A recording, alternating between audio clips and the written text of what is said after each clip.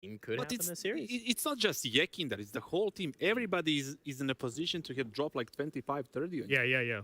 The impressive thing about that matchup, actually, was that Yakindar wasn't really the focal point. He got the aces, he wound up with the numbers, but it was his teammates that really stepped forward and showed us that this is a bit more of a complete team. They won that challenger just before this event. 2-0 over Furia, 2-0 against Complexity, 2-0, 16-3 against Movistar Riders, and then a 16-14 against 9Z. And they didn't drop a map. They look spectacular. They are coming into this event just, like a contender to win the whole event. And I want to tell our audience, Alan and I were at that Challenger event. The 9Z scoreline might look a little odd. That team was having an absolute fairy tale run, so it should not shock you that much. But in this matchup today, obviously they've been looking good in the tournament. The firepower's been on point. The stars have been aligning. They look, frankly, like a little bit more of an aggressive team. I know that's with VP constantly a talking point of how slow they are, but they've been a little bit quicker to close out games here, Alan. I feel like the way to frame Virtus.Pro now with Flit is that they have more options to go aggressive. They still like playing slow on T-side. They like the slow defaults into the late execute, but when they have the spawns, when they want to get aggressive, they can take the spawns on Flip when they couldn't on Sanji, and they are taking faster map control on some of the maps. So for me, it's not a big kind of changer, but they just have more angles to their game now than they had before. And Jamie's still saving. He is still saving. The thing is, like, they're facing a very dangerous team at the moment right now. A lot of people, including myself, is not giving too much credit to NIP for what they did. Yesterday, they had a wonderful game against Gambit. Nonetheless, one of the VP's kryptonite teams, and they put them in the lower bracket by playing as a team. They had a team performance to take down Gambit. For me, one point there is that it's Gambit's first game, yesterday on this setup, in this kind of vibe, on this big event, and NIP played in the plains, and, they're more used to it. They're kind of comfortable there. So overall, great game by NIP to take down one of the favorites to win the whole thing. I felt like especially that first map was so impressive, going down 4-11, then going on to the CT side and showing so much cohesion, so much kind of team play that they hadn't shown on Ancient before for me, even when they hadn't had this kind of Fozy situation. So NIP, myself as well, kind of writing them off coming into this event, saying there's too much going on behind the team, changing coaches, device situation, what's going on with Esatag. But actually, in that game alone, they look so much cleaner than I've seen them for a couple of months. Yeah, somebody said they beat Movistar Riders and Wisla Krakow coming into from the plane, and people are like, yeah, maybe they didn't do so good, maybe they're not so good, but they didn't take down Gambit, and they're right here fighting for the Spodek spot. And highlighting their young player, right, Fozy. We've seen a lot of academy players move up and step forward in this event. They've been a bit of a highlight and a focal point. It felt like in that last series against Gambit, he maybe took a step forward. I don't know. I mean, for me, it was more of a team effort rather than I want to praise anybody in particular, like especially somebody from the academy team right now, because looking back at the past events, it wasn't like that impactful. I'm more impressed with NIP as a team rather than individuals. I will say that I do feel like Hampus at the moment is calling well, and with the type of player he is, he loves to call around himself. When he's playing well individually, it makes it so much more fluid for NIP, especially on T-side, to open up areas and go straight in and be decisive. So Hampus, for me, actually, is probably their best player so far at this tournament. Well, let's take a little I think Yanko would agree. Let's take a little peek at the maps that we've got coming through here. We've got the Vito on deck. Anything weird gonna happen here? I don't think so. Dust and Nuke should be out in the first stage of Vito. I want to know what VP is gonna go for here. Are they gonna maybe go for something like Mirage or Vertigo?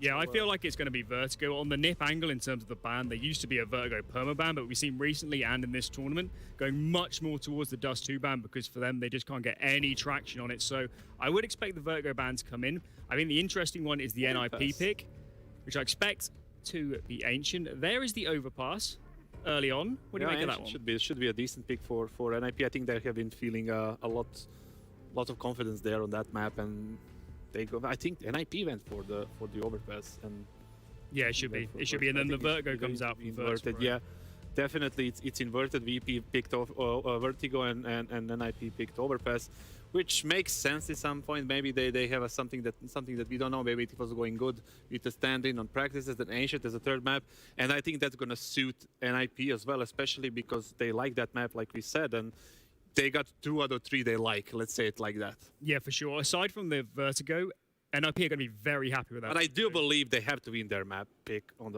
Overpass in order to get to that Ancient. Yeah, for sure. Vertigo almost certainly is going to be for Virtus.Pro. So we're looking at Vertigo as a sure thing. The question mark comes on Overpass. Have you seen enough to make you think they've got the chops to take this to a 3-mapper? Well, they took down Gambit yesterday on Overpass, so that's one thing. It's not really easy. That's one of the Gambit signature maps in the last year, so they have something going on. Probably they feel confident on it. The defaults are good. The CT rotations, the CT aggression early on is probably good as well. I didn't see that game per se because it was on the other stream, but you know, taking down Gambit is a big thing, and that can justify this pick. Yeah, I think actually on Overpass, Virtus.Pro is a really hard team to gauge because they just haven't played it a great deal with this lineup. And good luck with Yekinder.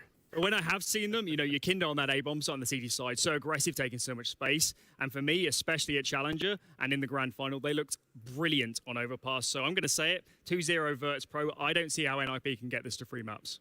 Well, that's what we said yesterday about Gambit as well. But I do agree with you simply because VP feels super confident here. They are on a hot streak. They feel mega confident. They're going to go for it. Yekinder is in a live form right now. He's going to go after all these players. I think that pound for pound, you know, I think he's much sharper than most of those players from NIP. So let's just wait and see.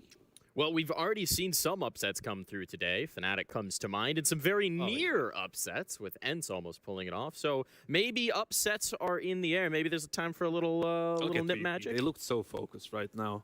Even though nobody's smiling, everybody's like staring directly. They're always like this. They're always like this before the games. Well, are they? They certainly were at Challenger, so... Well, yeah.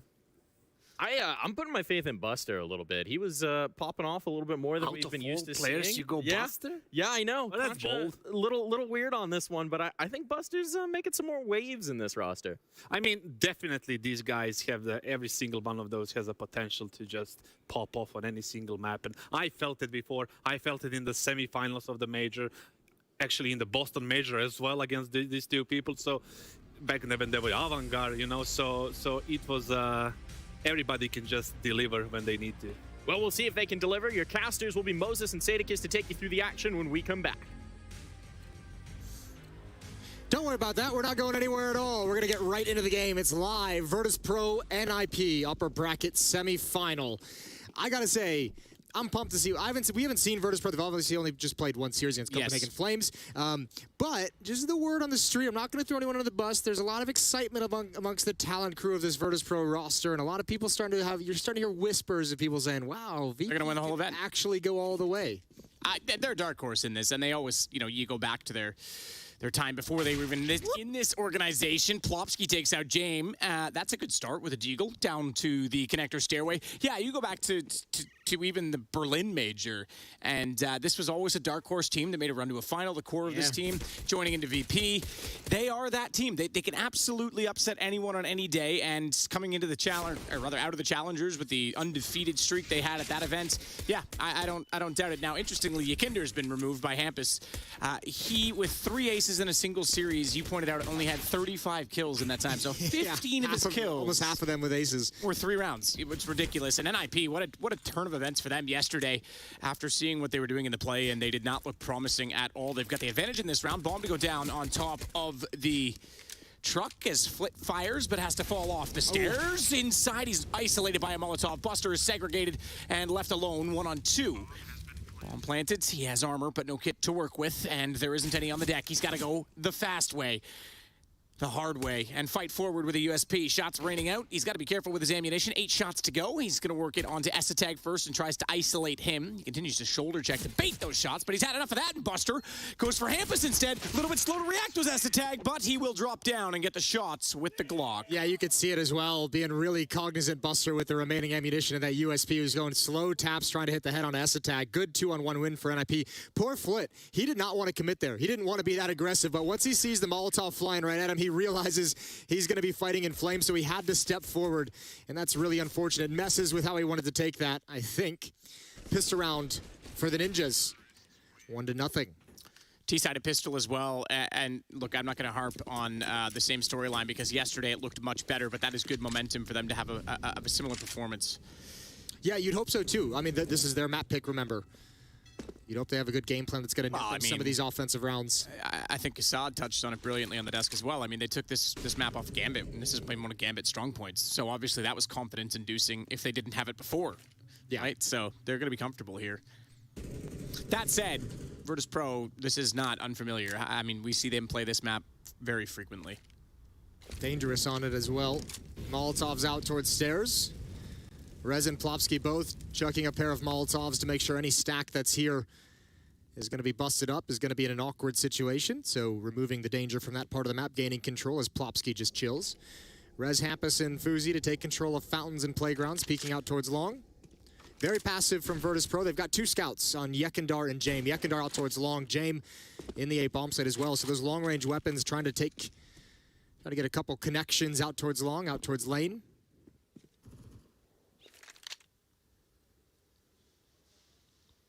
So Rez and Fuzi will go to the front side of the bathrooms where Yekindar waits now with the AWP. Excuse me, the scout. Getting ahead of myself, but... Yeah, you were a bit eager there. Look, Excited. I'm excited. Yeah. Okay?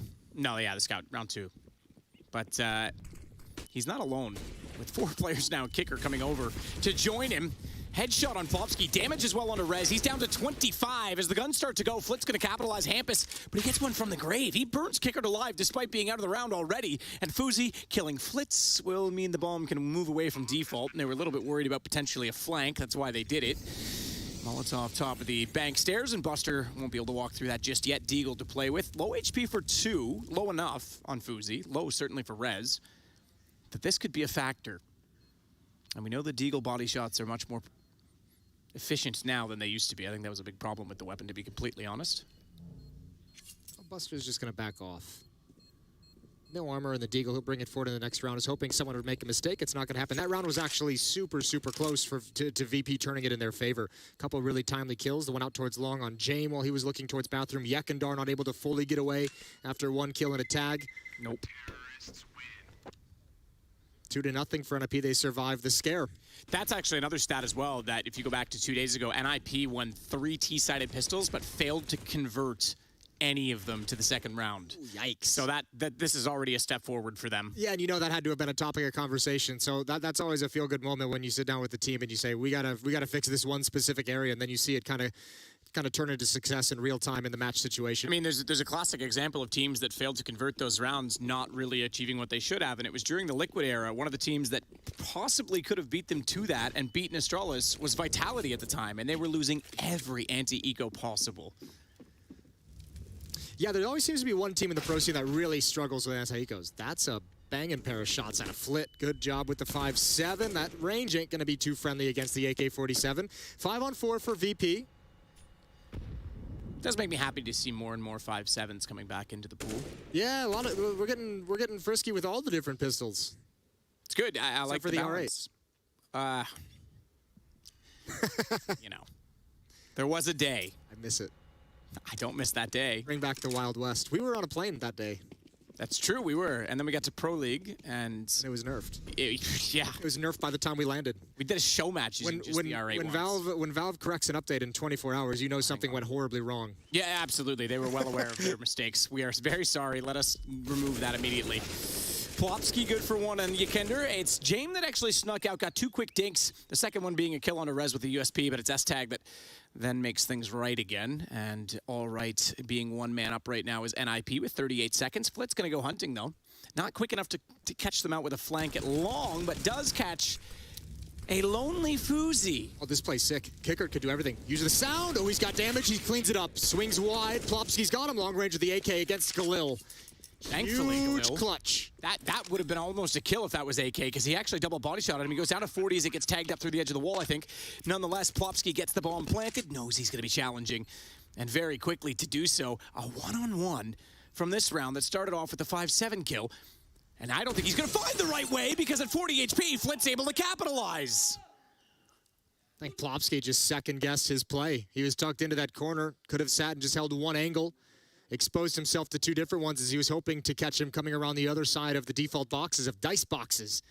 What a great win. Flit, just this whole round from Flit is fantastic. 2 kills here, and obviously there's 1v1 clutches at the end. What a monster he was.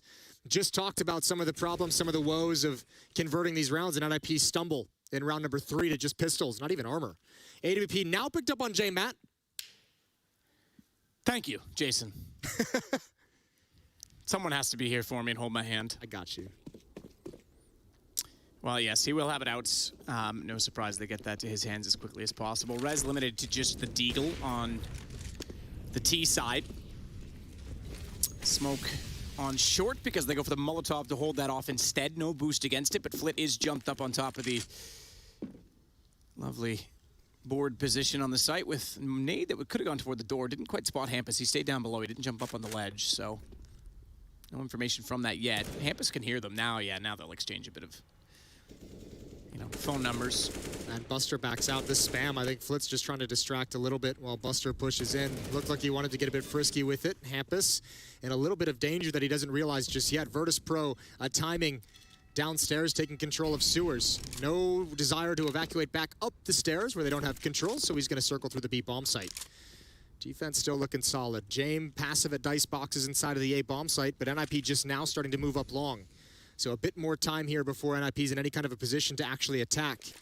They've got 4 flashbangs to work with and 2 smokes and a Molotov on this, 2 Molotovs, excuse me. So they could actually, depending on their utility usage, they could make this really uncomfortable for James.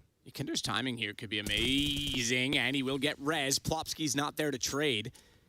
That makes things a bit awkward. He's going to get all the way back and get the kill. I thought he was going to be caught because that's a tough retreat to make. And he didn't have a secondary shot because James was busy looking toward the bathrooms where Fuzi will win out the first exchange between the ops. Hampus switching over to the AK, meanwhile, trying to find that revenge onto Kinder, who's now going to triple up. Remember, 4 aces in an event is the record. He's not going to get one this time, but 3 kills. He's getting closer, maybe. Maybe he gets one this game. Maybe. There's always a chance. I mean, 3's not uncommon. I'm reaching for that, but it could be pretty interesting to see if he could tie that before we even get to an arena playoff stage. Well, here's might be a good chance if he wants to get aggressive for it, if he's actually going to chase the record. I doubt he's even thinking about it. No, he's not. But, I mean, you never know. He might be aware of it, but it's not one of those things you can really force. Well, I wouldn't go that far. Play Gladiator. You can really chase after an ace. That's why I'm saying in a round like this, if you really want it, this is the one to go for. However, Flit in the stairs. You're right. This early in a game, though, if that's on your mind, you're focused on the wrong things. James going to have a deep angle. Rez has gotten by him. I don't think he realizes, but again, not too much danger. Yekindar is there in support, watching his back. James going to get a chance at a shot as they pop up here. 1 flashbang. I don't think NIP wants to use quite yet. A little bit of a quick peek and fall back. That nade, though. Yeah, that's massive. Oh, my God. The no armor just tears them apart. James will get Fuzi. And round over, I do see that we are going to have a tech timeout. Hampus has called that immediately, so hopefully they can fix whatever the problem is very quickly. This is not tactical. Teams shall remain silent. Thus, the admin puts on his headset to listen in. The admins are in the respective team speak channels with the team that they're behind, so they can actually hear everything going on at this point. They can discipline. Just a mic issue. We'll get that fixed up quick and easy. 3-2 early on for Virtus.Pro. Been an interesting day at IEM Katowice. Vitality taking a tough loss. Man, yeah. G2's loss. G2 taking a tough loss. Like 16-2 in the first map. Yeah. I was sitting at the hotel watching it and thinking, okay, well, this is a quick series. Yeah. Kind of didn't. I was on the computer that we have in our gaming area for us, and I was gaming, and I turned around and looked at the second map, and I was like, what is going on? Oh, yeah. How is this still live? Like, I thought that was over. Complete reversal of fortunes. Yeah, that was crazy. So that's going to be, that's interesting. You know, I mean, you just want to build on that a little bit. G2 going down to the lower bracket. They face off against Liquid. Yeah, against Liquid, and Gambit's lurking in that lower bracket now as well. That's Navi flirted with the lower bracket. Man, they did overcome their obstacle, but yeah, it's they're looking shaky. I mean, I know they have Boomich obviously isolated right now, so it's not ideal. They're not like in a they're out of land, but he has a ping, and they're in an isolated, weird situation where the in-game leader's not sitting in the seat in the middle. You know, they have a tendency of starting a little bit slow in events. Not that that's a great tendency, but no cause for major concern at the moment. Just an interesting day to see some of the favorites in their matchups really struggle in certain regards. Round number 6 is live. Mics are fixed. 4 players for Virtus.Pro over at the B bomb site initially, and it's a great call. If NIP is going to try and find any kind of timing, there's 3 players there, including the bomb. Hampus and Rez going to challenge against Yekindar. Boost up over the top. Oh, he spotted it, but he's committed to the fight. Can't handle the pixel. Yekindar goes down early.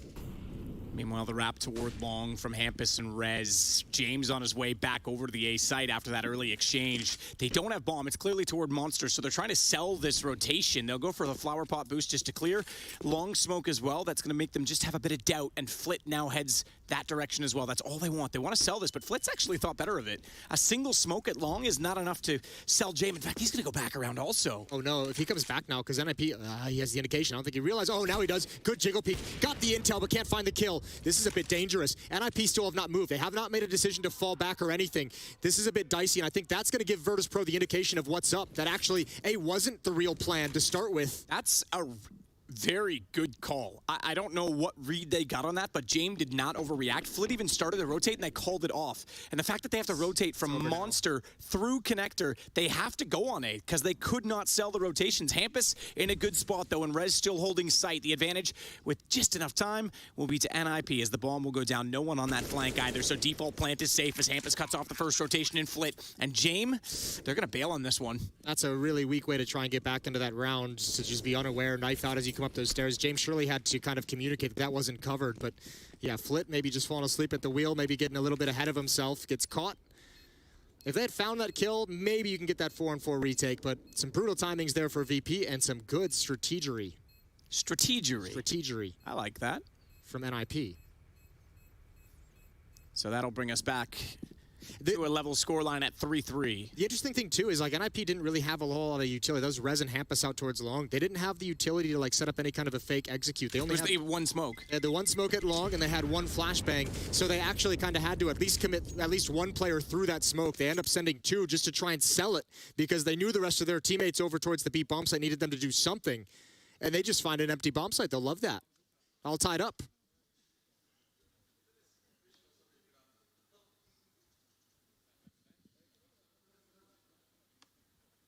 Tied up and money on both sides.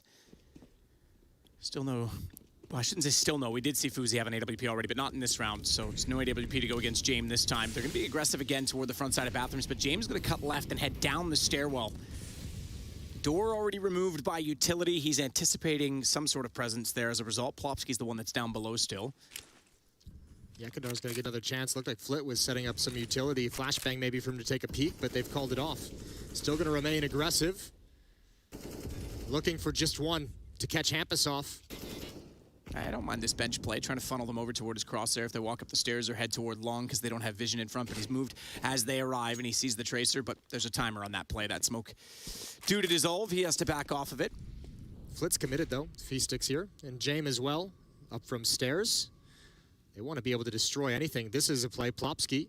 There's no cover for James to cover off this doorway. He could actually wrap around. Well, you're not wrong. That's exactly it, is that James now, putting his attention back toward top mid, has to be fully aware that there's no one covering below him. Well, I think I almost at some point, relying on the fact that the door's blown open to keep that player at bay, because that player is really exposed to any kind of a boost. That's what I was going to say. A boost would do it, but as we know, and you're right, they don't. It's coming now. It's coming now. He's flirting with it. James is going to get one, but Plopsky's right there. Now he's got the heads up. He knows what's coming, and James is just going to have to take a risk and get out. Yeah, absolutely. Fight forward. Can't go backwards at that point in time. Yakinder's even going to rotate over and compensate for the fact that James has left the B side of the map. He's there with Buster and Kickerts, although thinking better of it. No, he'll go back now. Information found. Kickert goes out to get Essa tag, and as a result, bomb spotted. NIP has to, well, bail out. This round's over. 12 seconds. Not going to do anything. No chance they get anywhere with this, and it's just about saving AK-47s at this point. Yeah, they didn't get anything they wanted there. NIP. Good kill from James. Good job evacuating as well. Even with that kind of a risky play, there was a couple timings where Plopsky could have just had a freebie on him. Virtus.Pro get back into a one-round lead. Money as well, all 5 players surviving. James rich, Buster's rich, Kickert's rich. Nice and easy. Good mid-round push as well, catches him lined up. Lucky not to get doubled there from Kickert's aggression. Esatag and Rez will have to rebuy, and this time it's an actual timeout from NIP's offense. Talking things over in round 8.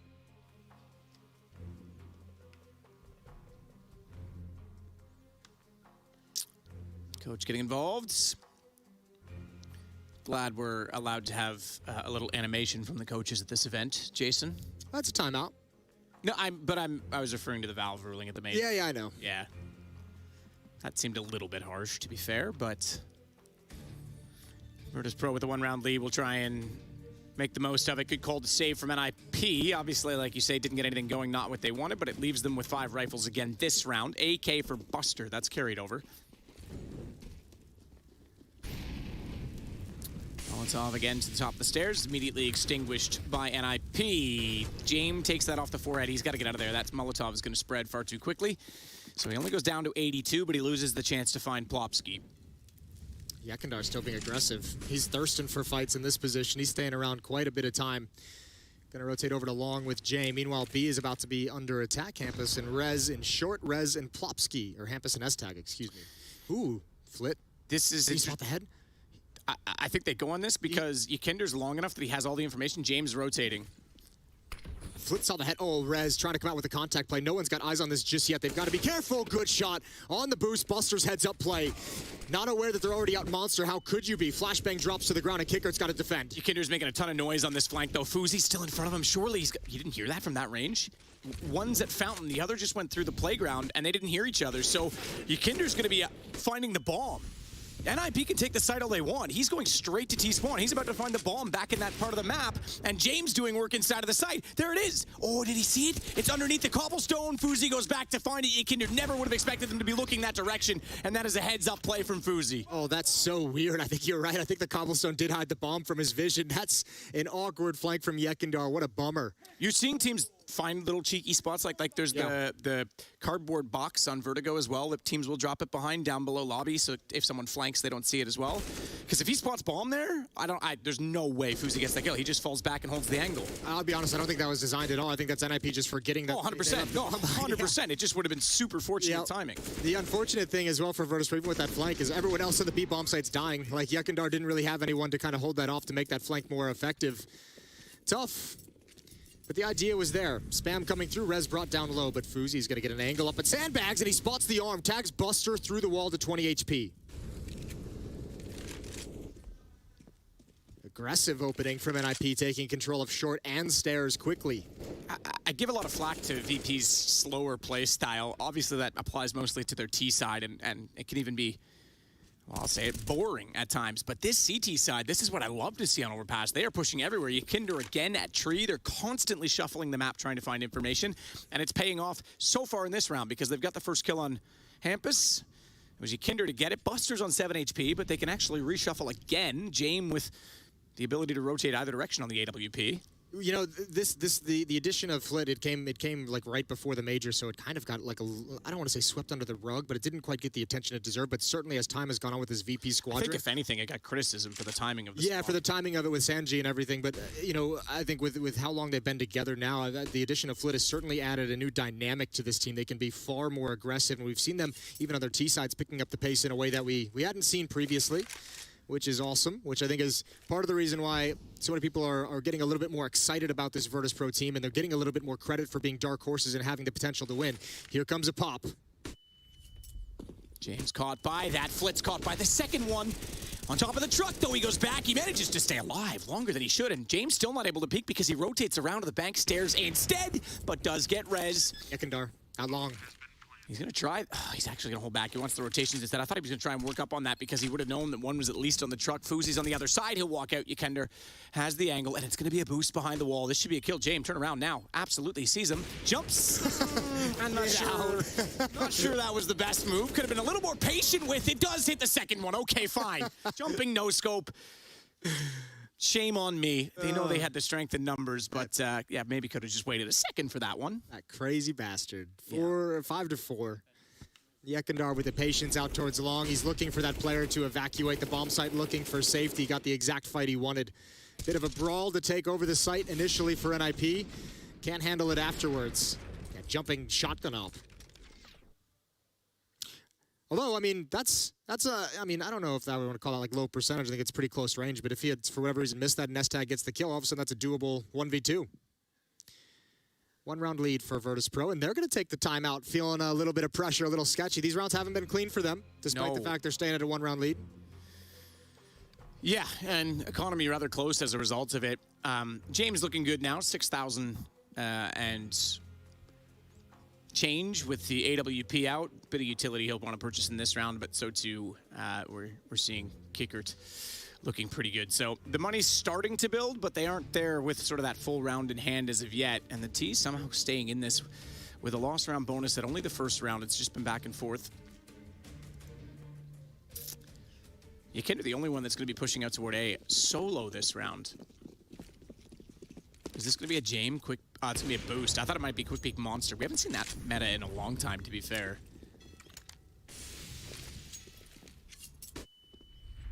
Double ops. Again, 4 players starting at the B bomb site for defense. And again, it seems to be the right call. Esatag, Hampus, Rez, and even Plopsky in the stairs can quickly attack this B bomb site. Bomb is dropped as well, far back towards the barrels. Buster playing anti-flash.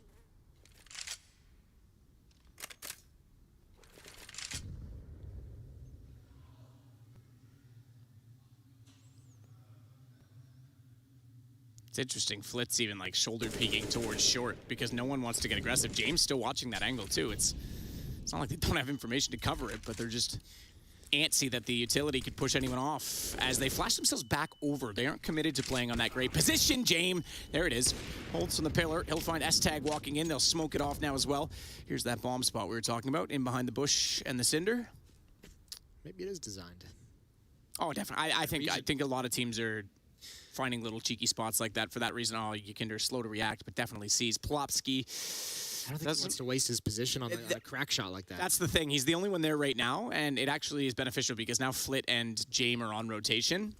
So no risk, but therefore nothing to lose. I don't think he realized Plopsky was already pushed up, though. Gets caught out immediately, smokes down. That will isolate Flit's position. Fuzi's trying to get around it. Plopsky gets in behind, though. There's 2 behind. Now Flo. I thought Flit might have been able to turn on that because the wall of smoke's still there. They ran past him, but he gets caught out by Rez instead. Bomb goes down. It's Kickered on the flank. And Jame inside the smoke, top of the stairs. First one goes his way. And Kickered, completely unaware of his position, finds the assist on the second. Jame beats him to the punch, and thankfully, because the aim was not there, but it's all down to Plopsky. Jame goes to the pistol, and another kill for him, another round for Virtus.Pro. Great recovery from Jame and Kickert because Virtus.Pro really let that round go. Yekindar gets completely caught off guard. I thought that crack was great. You get information, you see bodies pass, you call your teammates back, but for whatever reason, just never considered, for whatever reason, that they were going to keep going up lane to wrap around him. He gets caught completely out. Flit trying to be cheeky inside of the smoke. Everything collapsed for Virtus.Pro that looked so good initially. It's some great shots from Jame in the post plant. Jiggle peeking to freeze Rez out in the open. He gets all 3 final kills. 6-4. 2-round lead for VP. And even with the plant, NIP's relegated back to pistols and armor and a little bit of utility. 2 Tech 9s, P250, pair of Glocks. Hampus quick to the underpass position, has Yikinder waiting. Good smoke. There was a slight gap, but Hampus wasn't positioned to find it, so Kickert's going to be fully aware they've gone by, but he's flashed off on the pillar. That Tech 9 at this range? Oh dear. I wouldn't be feeling very comfortable. Kickert's obviously proficient and manages to hold himself alive for at least 1 kill. Does Buster a favor to buy him space. He gets 3+1 in the round. As Yikinder closes it out, we now have a 7-4 scoreline. So now the round's starting to stack up for Virtus.Pro and money as well. Great flashbangs, great utility usage for NIP to allow those Tech 9s to get, that 1 Tech 9 to get close up to the pillar before anyone was able to fight back. I was kind of shocked. I think Kicker was caught completely unawares by how close they actually were. Interesting. It's happened to a couple of the VP players so far. We just saw it with Yekindar in the last round, just losing track of the timing of the positioning of their opponents, how fast they can be somewhere.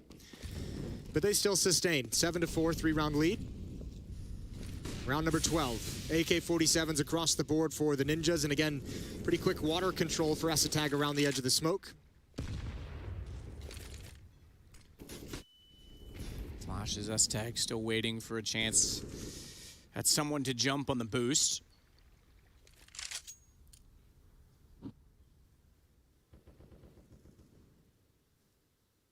Jame, the one at long with the AWP. Yikinder not going to be wielding the sniper this time, is in front of the bathrooms. Is Flit jumping over, does, I think, spot S-Tag. We didn't quite catch that, and that's why Buster's swinging out, though, because he knows there's going to be a presence toward that construction and water position.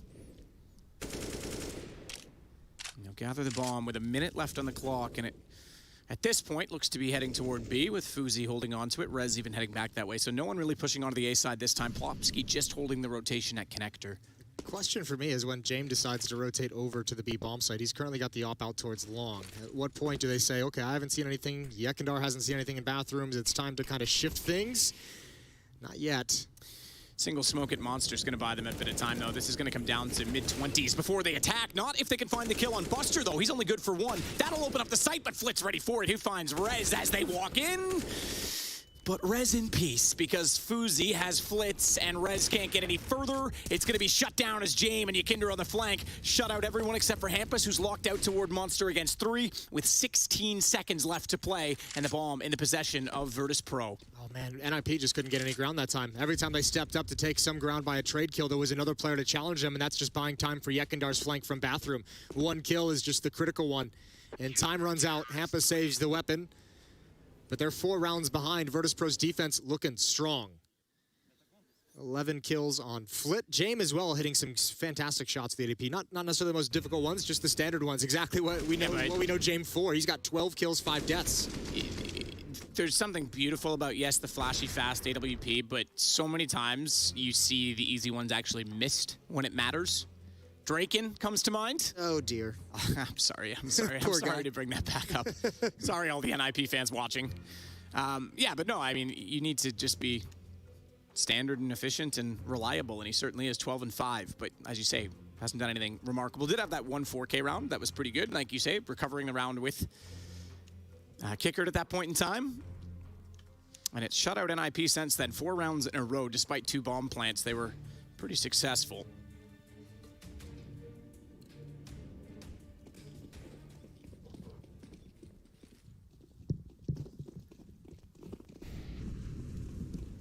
Get back underway. Rez the only one with a gun. He has a bit of utility as well. Hampus burning, steps on a Molotov, and I think he'll think better of moving forward in that position any further. Holds back at the playground. Yakinder waiting this time in the stairs. Jame long again. So he and Yakinder both continuing with that sort of aggressive stance on the A site, looking for the information. Very far forward as well, so even if they go down, there's lots of time for the rotations, and it's Flit that's the closest this time by playing up toward Heaven as Rez will take out Yakinder. Now we'll see that shuffle. Jame falls back, stays safe, Flit rotates over immediately.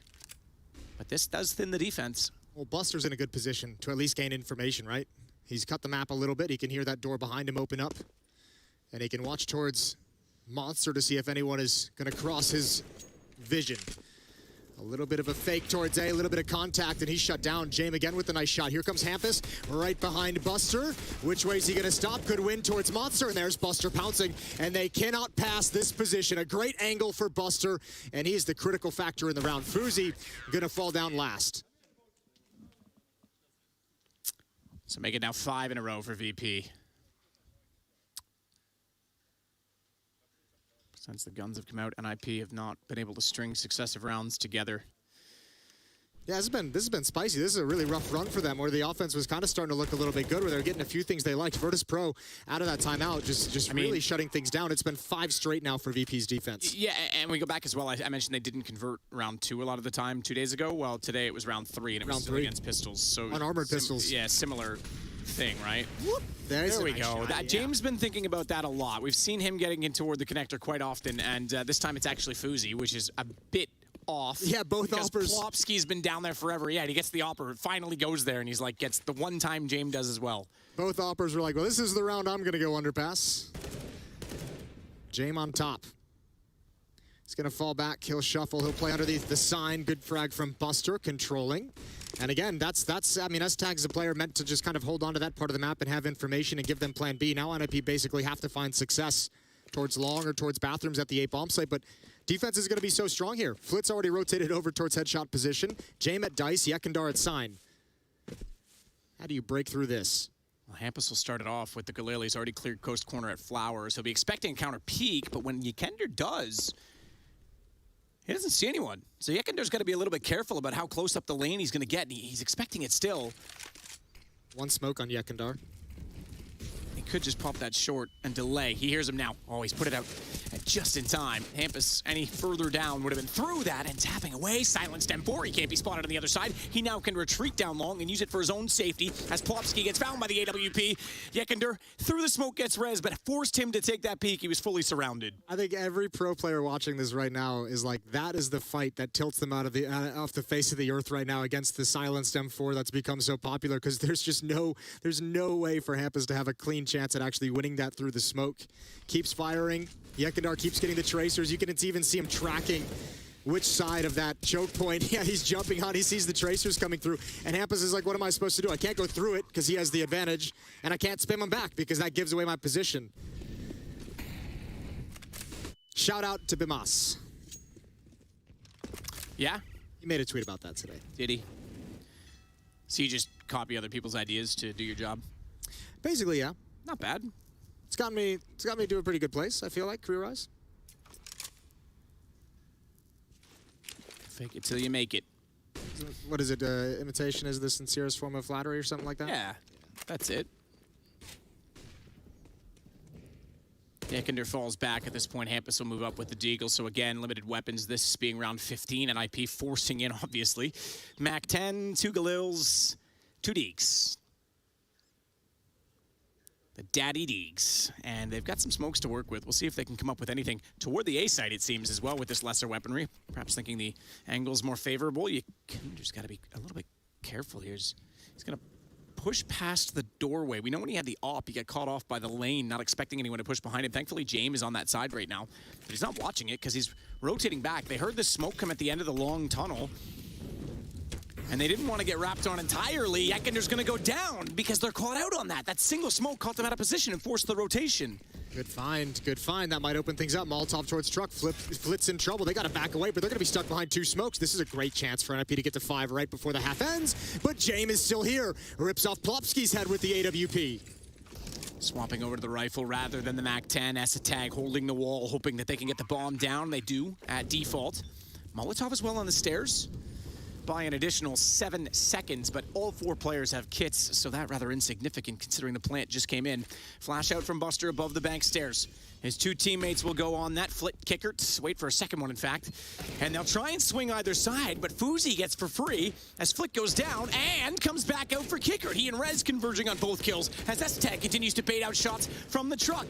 And it's going to be them holding back the CTs. Fuzi even going to the Deagle at this point in time as Buster comes out with a team kill and then drops. That'll be halftime. 5 rounds for NIP. They're going to switch over to defense. This is their map pick, and they don't want to lose it. We'll see what they've got when we return from the break.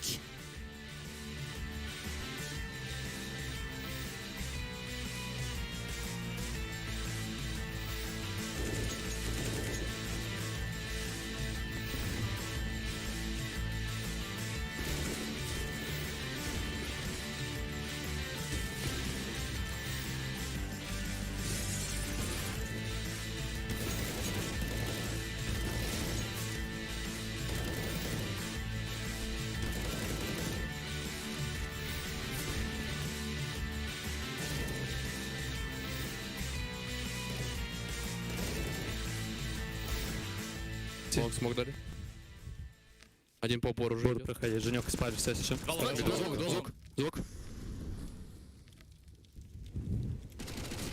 Еще один. Жить.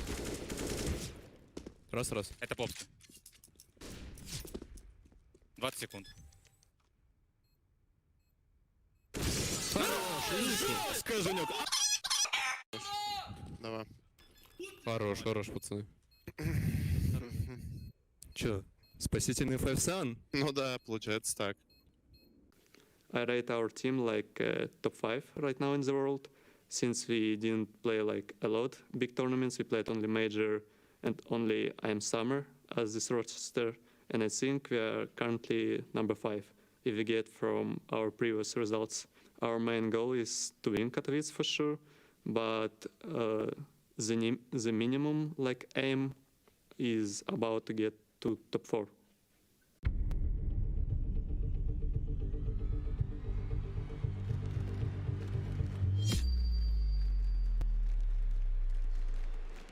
What makes someone a living Counter-Strike legend? It's not an easy question, but when it comes to Neo, It's not words that speak, but rather actions. Oh god, 1 HP, 2 remain, Robin and Heaton. Jiggles and finds the head of Heaton. 1 more remains, he can't afford to take any damage, it doesn't matter, Robin's gone. Plays like this have undoubtedly earned him his place amongst the best. However, what do you call someone who was able to recreate a similar result 11 years later? That's just what happened during IEM Katowice 2017, when during a match against Cloud9, he reminded us all that 1 HP is more than enough. Rotating back into, they've just picked up 2 kills. Snacks, he's running wild, but unfortunately he just lost his entire team. Neo, though, with the flick shot on the Shroud. Unfortunately, he's down to 1 HP. Gonna be playing this one aggressively. You know, you're facing, and that's the first frag. Unbeknownst to him, Snoodle's also there on 15 health. He's caught so many from this kind of a situation, and that's the headshot. Neo putting Cloud9 in their place.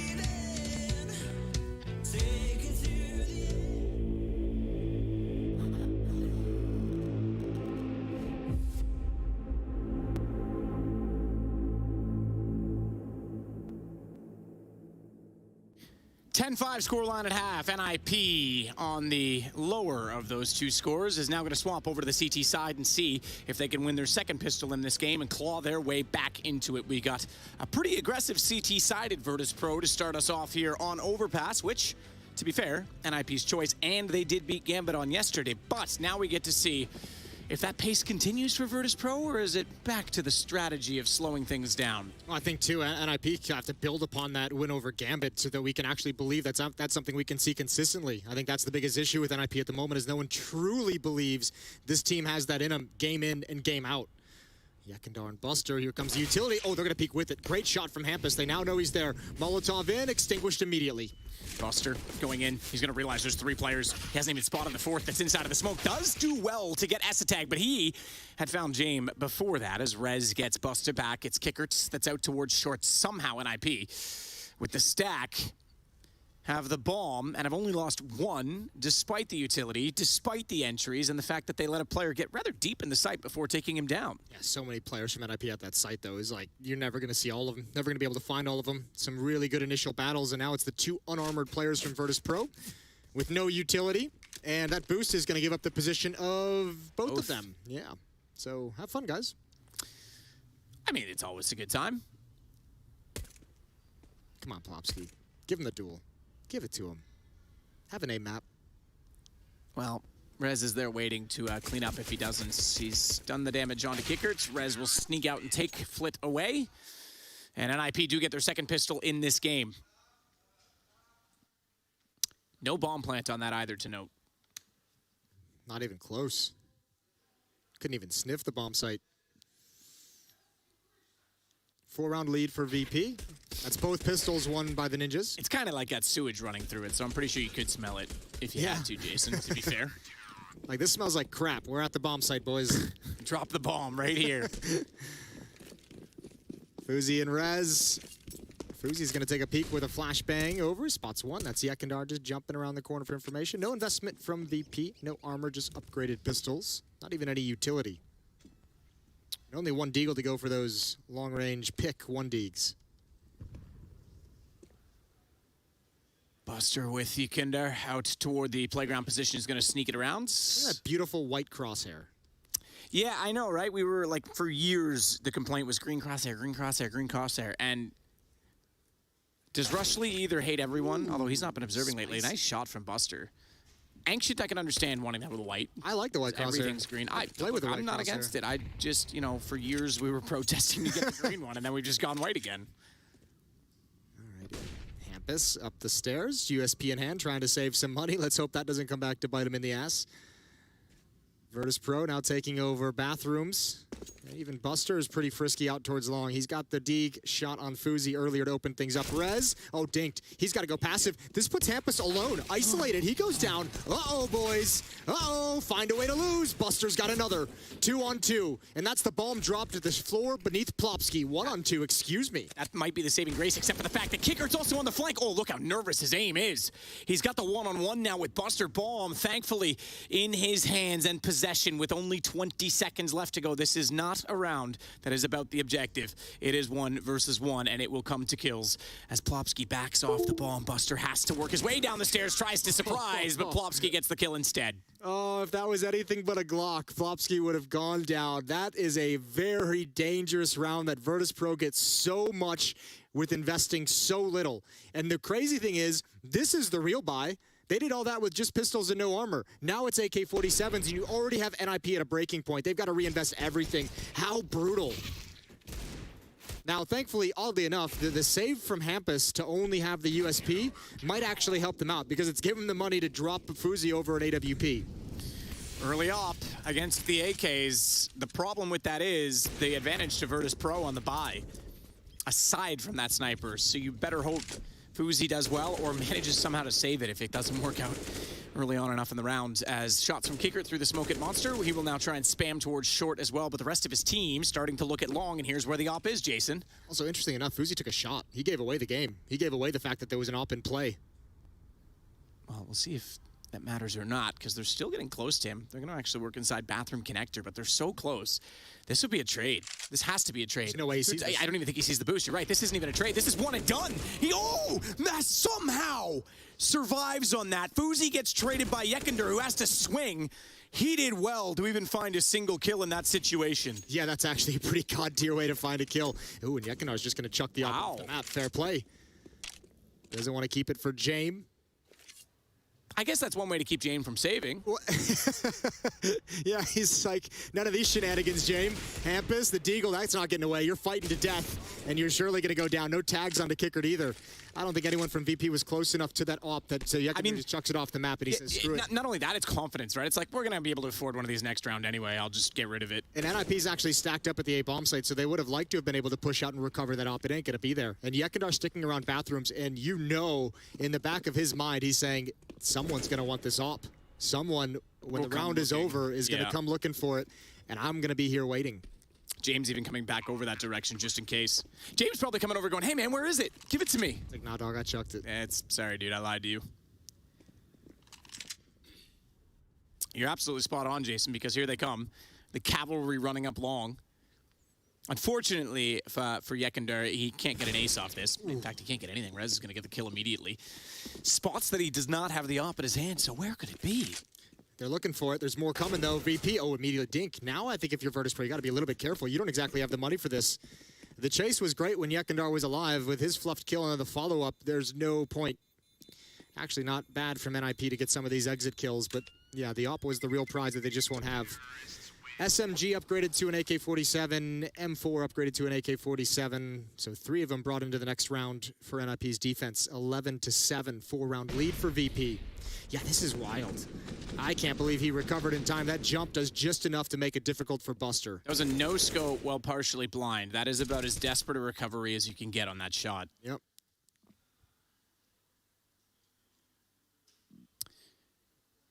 Timeout NIP, their third of the game so far. They'll talk things over. They're going to force out another rifle, just to note. You can see it now on the bottom of the HUD. They've got an M4 to go with those 3 AKs, but that's all they're going to have. That's it. That's the buy.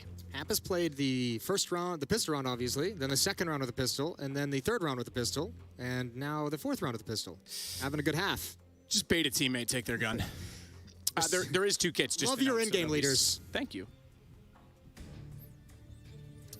B-Stream update. Gambit, lower brackets, remember, for them as they got knocked down in rather dramatic fashion by none other than NIP that we're casting right now. And it's them against Copenhagen Flames. It's 11-6, so they need to survive. And poor old Copenhagen Flames, always so close, but yet so far. Someday they'll bring a lighter for that cigar. Meanwhile, Flit pushing up with the AK-47. That was game 1 in that series, by the way, so... I mean, a series that could be a significant stumbling block for Gambit as well. for another team that's one of the favorites. Copenhagen Flames is no slouch, keeping it close on overpass on that series as well. Yeah, it's got to be careful in that lower bracket. Yekindar, Flit, and Buster to attack Sandbags, but there's 4 NIP players here. Yekindar looking... Oh, wait, there's no one watching this. Actually, oh, Fuzi was actually in a little bit of trouble. There's the flashbangs out. Good trades, good progression into the bomb site, but so many players here. The problem is those trades were so late that they had to give up watching short to recover it, and then they walked in from Sandbags. Hampus is now left alone. He hasn't even recovered one of the guns that went down because he can't get that far forward. They're so far inside of the site, and it's all on res, 1 on 3. Smoke does dissipate, but they'll put another one out. Now, he knows that they're close, but James was ready for the peak. What a game from James so far, 20-8. Got to be a little bit bummed if you're NIP. That's exactly what you wanted. You wanted them coming into the B bomb site, 4 players stacked there, and you can't convert. I think you were right. No one... They didn't have it covered as aggressively as you would have expected. They gave up too much ground. Yeah, if you look at it from the start, Fuzi's up in the toxic barrels, and there's actually an angle from Sandbags where you can see that, and no one from NIP was peeking to hold anyone from getting to that angle. So a little bit fortunate that Virtus.Pro was just running a set piece, kind of going with the flashbangs over the wall, catching NIP completely off guard. Still, a pretty tough battle to get in and actually win the round. This time, much easier. Nobody's home. So Virtus.Pro is going to get a plant and a free round.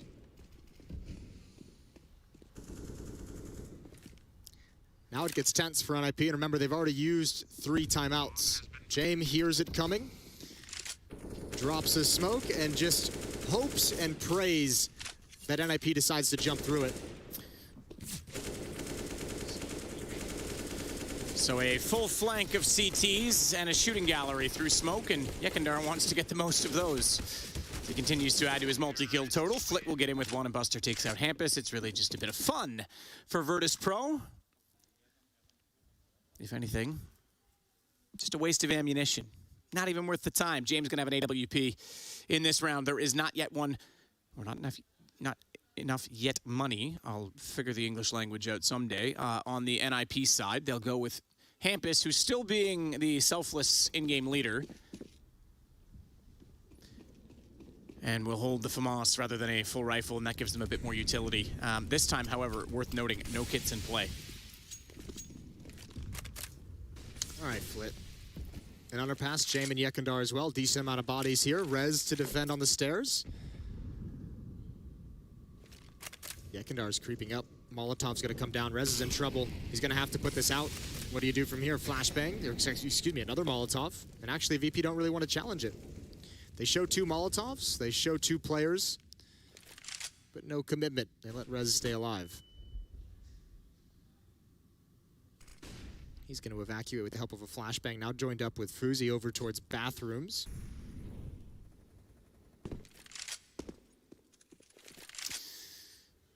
Buster sneaking up the close wall to the bathroom as James playing the Overwatch position for him as he gets closer. If VP can clear out Fuzi here, they're going to have complete map control. It would be huge. That's a massive win. That's a massive win for NIP. James can't even mess with that. He's got to run back. He's got the bomb. Yeah, that's exactly the point. I mean, he can't... Oh, he's got to be careful sitting around here. Meanwhile, back over at B, we bring US attack. As he gets 2, Flit will finally take him down as he had to go for the reload. But it's a massive advantage for NIP on both sides of the map now. And as you say, James has the bomb. They're backing off 26 seconds. I think we know what time it is, Jason. Yeah, first time for the game as well. That's actually fair. Well, yeah, we can't meme it too bad. It hasn't been, as prevalent today. Yeah, round 21, we'll take it. This has been a much faster-paced game than I'm used to seeing from Virtus.Pro. And look, yeah. I think it's awesome that they're this successful, that, they are the dark horse. We need one. But there are games, I will say, they are a struggle to get excited over because of that pace. And they used to be like the caster and the analyst's nightmare having to watch the slow-paced VP games. And now you can tell just everyone getting super excited because Flit has just added a whole new dynamic. Maybe some fresh ideas are coming in, or maybe just a way more aggressive player than previous is really helping them kind of execute these tactics a little bit better, a little bit more confidence in their aggressive rounds. I was thinking we should probably just hire some golf commentators for when they play, Yeah. Setting up the putt. I can't even imagine casting golf. Wind on the 9th, and James just going to sit back for this one. I bet esports casters Beautiful day here on Overpass. They could turn golf into like a Happy Gilmore. Oh, dude, you could do that with any sport. It would be great. Let's bring the heat. Doesn't mean it's appropriate. When have we ever cared about that? Hampus. I mean, spamming. What am I doing here? Getting through a little bit. Kickert far back. Virtus.Pro starting to spread and move across the map. Minute and 20 seconds. Yekindar and Buster towards Fountain. Still just a standard 2-1-2 default for VP's attack. So the two AKs split across the map. Rez is going to get aggressive with one of them toward the flower position at long. Very non-committal at this point in time with a minute left on the clock from Virtus.Pro. And the good news for that is that they've got 3 smokes still to work with, 2 Molotovs. Haven't wasted too much utility yet. But there's still 2 smokes and 3 Molotovs, or rather incendiaries, if you want to get technical, for NIP. So this could still get a little awkward because those smokes, specifically for NIP, can buy a lot of time and space. And they've already rotated over to support Rez. Flashed off. He and Buster will get into an exchange, but neither wanting to commit too much to the other. Flash is going to be a problem. Buster needs to commit to that. He sees the arm up and realizes, tries to re-peek in time, but in that time, Fuzi came out to support his teammate, and not only did he get Buster, he's able to snap and get Yekindar as well. Ooh, back to the B-bomb side. They've got to do this quick. There's actually a timing here. There's only one player. Plopsky's rotated over. Held up by the smoke. Plopsky just arrives back now. So 3-on-2 at this B-bomb site for just a moment. 10 seconds on the clock, and I think they're going to just call the save. This is why I mentioned the two smokes that NIP have late, and Virtus.Pro's tendency. They didn't have anything going, and as soon as the double kill comes out at long, yeah, save immediately. I feel like they wait so long to bait utility that they leave themselves little time to try and play these slow strats. It's like they're literally only playing with a minute. That'll happen sometimes. Sometimes you just lose a little bit of track of it. Now, this is good to see as well that Fuzi's starting to have a little bit of impact. Yesterday on Overpass against Gambit, he had some crazy rounds on Overpass, some high-impact rounds that got them over the finish line. I shouldn't say that. They didn't really have any trouble getting over the finish line. It was a 16-8 victory, but he had a couple big impact rounds for him. 4-round lead for VP. It's getting whittled down by NIP's defense holding strong. 2 in a row, both by timing. Yekindar, the one that's up close this time with the MAC-10, so you can tell that the money's getting a little bit tense on the T side. Again, as you say, both on timing, but also no bomb plants, therefore, so significant. Yekindar with 1, takes out Plopsky. He assisted on Esatag's kill on Flit just over the shoulder and back toward the door, but it's going to be the advantage now for VP, and they're going to go. They aren't going to waste time in this round. Esatag tries to sneak out from the smoke, but Kickert's too close at the toxic. Bear rules, my goodness, Yekindar, you've got to hit that. Hampus gets the kill, and now they actually have a chance in this, because despite that it's a one-man advantage for Virtus.Pro, add all that HP together, and it's less than that of NIP. They've got control of both facets of the flank, and Rez is going to be perfectly positioned, but not spotting through the awkward fence. We've seen that fence dodge and absorb bullets in the past, but this time it's the vision for Rez that's lacking, and it's Hampus that's had enough of the round. Yeah, well, he was rotating all the way around to join up with Rez on that flank, assuming that they could have the double flank. It would be powerful, and yeah, Rez just never saw Kickert. I wonder if he saw Buster deeper and was just kind of focused, laser focused on the deep player. HP was really rough. Man, that's a call from Virtus.Pro. That's great. They have all the information at the B-bomb site. You get 1 kill in Monster. You get 1 kill from Yekindar over towards Sandbags, and even spot the second player. So then all of a sudden the Monster players are like, I know exactly where the only defender is. I'm going to push right through. And Kickert's able to find him. Tough fight coming through the smoke just as it plumes. But we'll take that. This one, ooh, that's brutal. What a brilliant shot from Kickert. And he absolutely had to bang through that fence. Back to a 5-round lead, 14-9. NIP, loving the fact that VP has just called the timeout for him so they can talk things over, but they have no money after this buy. Everything on the line here for NIP.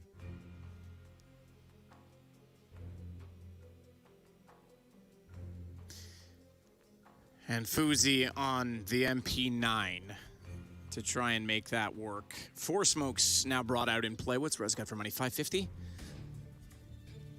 Single kit for Hampus.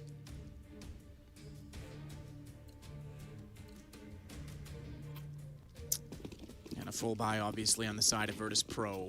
You are absolutely right. Never mind playing for overtime. They're going to try and shut them down right here and now. 4 stack from spawn. No one jumping out of heaven this time. Jane will not get the kill. Not yet. They're going to commit to this, though. Hey, it's, you know, like I said, the first 40 seconds don't matter, so stay here all you like. The trains come by, though, and that's a bit annoying. Damn trains. All right, so they bust up the quad stack. Flashbang over the wall to come through as the smoke fades. Rez is pushed up into the corner. You have to think if you're going to call this kind of a tactic to that quad boost and you're going to come back and have to re-clear everything, this is an angle that you would check. It certainly looked as though... Oh, ooh. Cool. I was going to say Buster was the one looking at it. James gets the shot, but Yekender didn't even consider it. Just ran out and gave himself up. Nice one tap. Yeah, it's always so satisfying when one bullet fires and the kill's already happened. Great one tap. All right, Kickert and Flit and underpass. It almost disappoints me when I'm like DMing and I get a one tap, but I two tap it, and the second bullet I'm like, ah, damn. Oh, yeah, you already got the kill? Yeah, like didn't have the confidence in the one tap. No, well, I never would, but it's just like it's annoying, right? You just want that one tap. Yeah, you lose style points if you shoot that second bullet. Who's he gonna jump up? Spots nothing. He just missed the timing though. There's gonna be two players there slipping into what would be his vision if he went for it now. Kicker towards Monster, and a Monster-heavy lean on the defense. Esatag close up along the wall. Plopsky deep. Oh, that's a big fight. He knows the second one's there as well. Molotov in hand. That's a mistake. Nice flashbang as well, and all the kills. Wow, they just broke down the door. Look at James as well. He instantly knew that the rotation was going to be coming from behind, threw the bomb into the site, and just locks on. Hampus is going to have to save again. Hand off the mouse already. Yeah, guys, let's talk about the next round because I have the only weapon, and this one might be too far gone for NIP. So with that, it's Inferno. Excuse me, I'm on the wrong page here. Vertigo. It is Vertigo that comes up next. No, now you're throwing me off. I was on the wrong page as well. It's Vertigo. You were right. Vertigo. Oh, yeah, you were right. Yeah, I knew that all the time. Yeah. Trying to bait us over here with this information. I've got like 9. There's too many. I know. Exactly that. All right, 5-round lead, 6-round lead after this round ends. Just to give a quick update as well, back to that B stream, it's 9-6 at half in favor of Gambit. So didn't, actually it's more than that now. It's 13-9 in favor of Gambit. Didn't exactly close out the first half as much as we saw, but still with a fairly convincing. It's almost exactly in line with our matchup. The CIS team. Overpass as well. Yeah. So 6 chances for Virtus.Pro to close this one out, and their first crack at it, they're gonna be loving it. It's 2 scouts, an M4 on Rez that he saved, and 2 Deagles. So there's Deagles and scouts gonna try and just land some body shots, whittle them down, able to clean them up eventually, and also praying that Rez is gonna have something stellar to say here.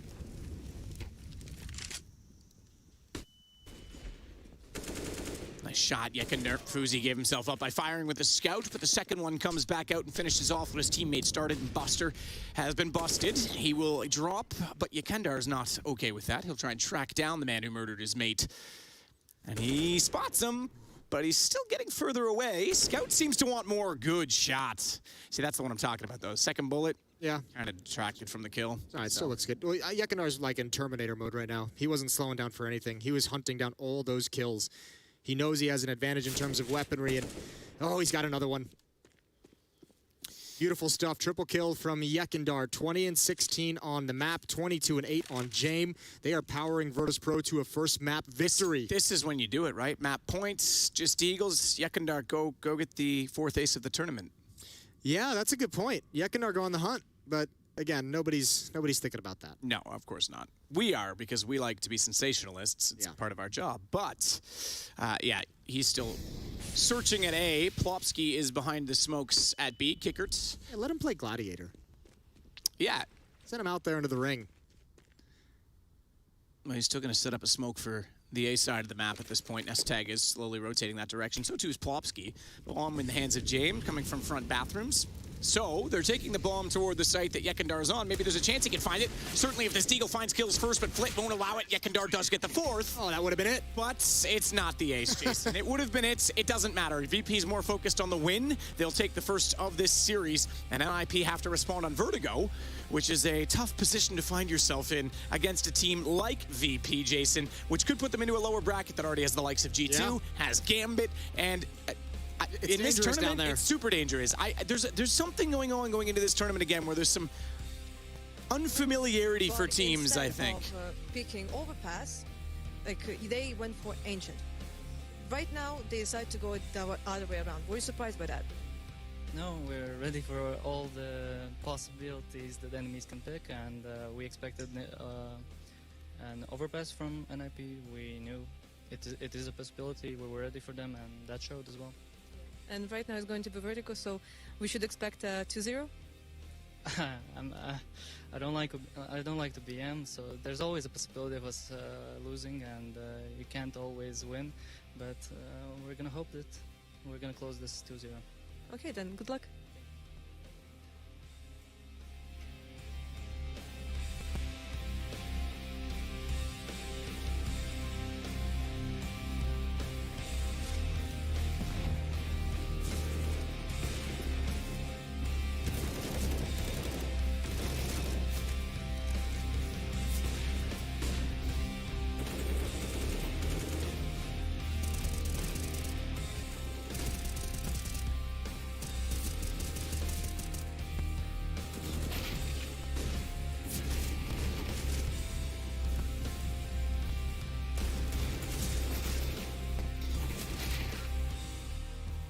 I mean, listen, you already know what happens at DreamHack and IEM Dallas, right? Okay, first, you have to snipe tickets for all your friends, getting you access to the DreamHack Gaming Festival and IEM, the way to the stadium, the other fans, enjoying the music acts, the festival party, crushing opponents in the LAN area, meeting the stars, entering the arena, the nerve-wracking 1v1s. Oh, you like overtimes? Those insane clutch rounds. Watching with your friends. And when the whole crowd goes silent. The champions. The defeated. Lifting that trophy. Writing esports history.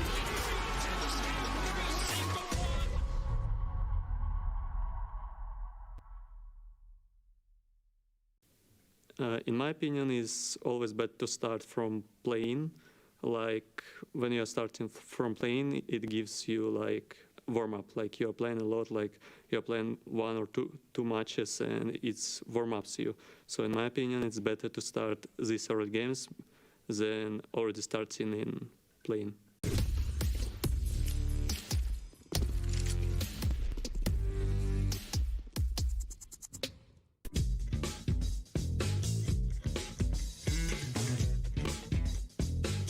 Hey Future Pros!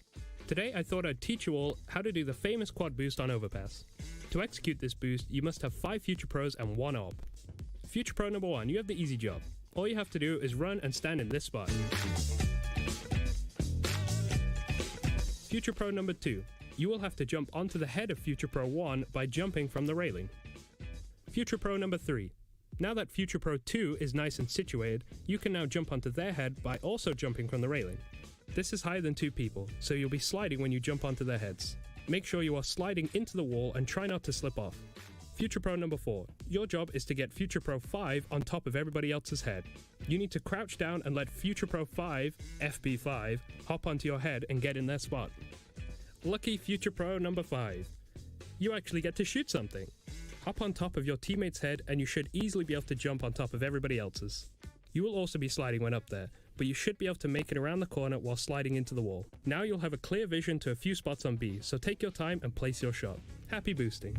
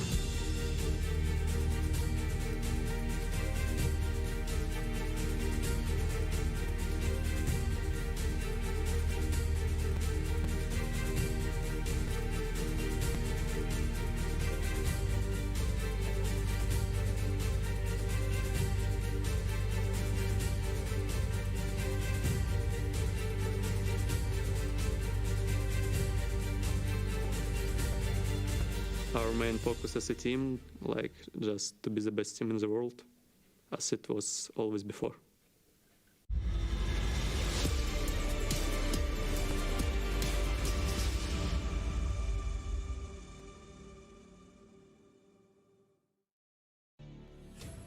The claws are out today for Virtus.Pro as they look to claim their spot in the Spodek. A commanding first half translate into a comfortable map win. What did we see there on Overpass?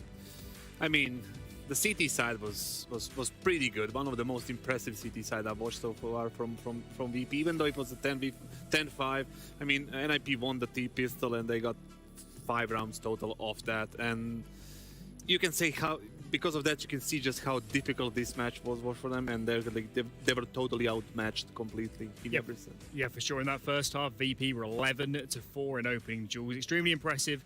And for me, Yakindar was the star of the show. James topped the scoreboard, but Yakindar is so good mid and late round, getting aggressive, taking information, staying aggressive in the toilets.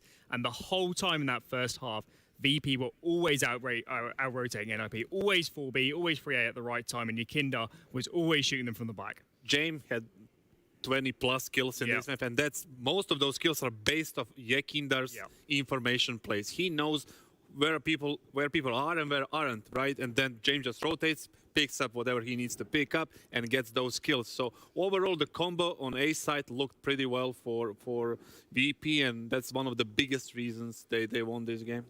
Now you guys are talking James, you're talking Yakindar. I'm talking about my man Buster, and he's part of our Air Force Aim High head-to-head here up against Rez. I said he'd have a good map. You may have doubted it, but you know what? He brought some numbers. Well, 20 kills. I mean, he was the second highest fragger in the VP team. He was like a silent killer for them. He picked up all the things that James couldn't pick up, and obviously a big part of this victory on an overpass.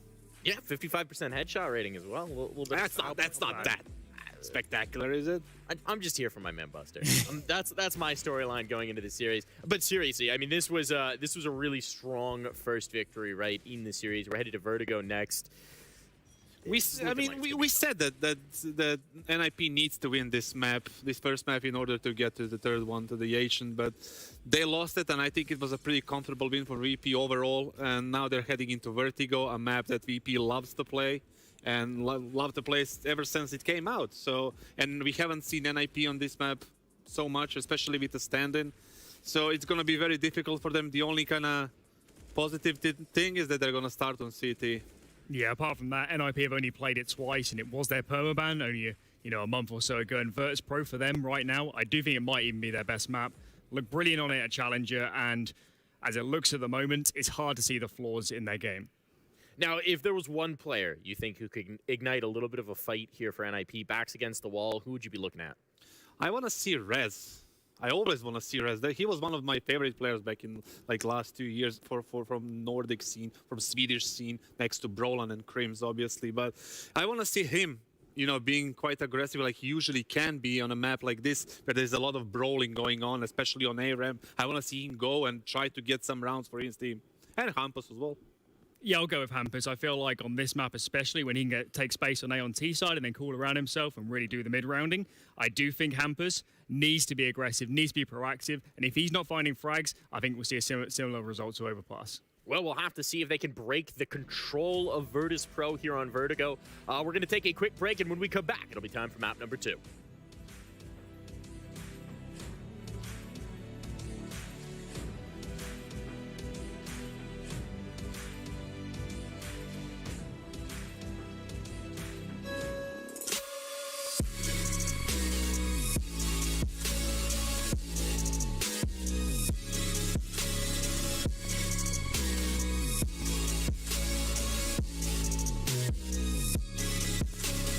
You love it, you wear it.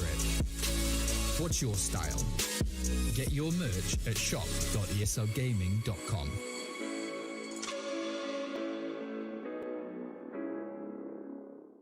Choose nades, choose a smoke, choose a flashbang. Choose team badges to support your favourite CSGO team. Choose an ESEA Premium membership. Choose routes you know bring in wins. Choose pro video tips.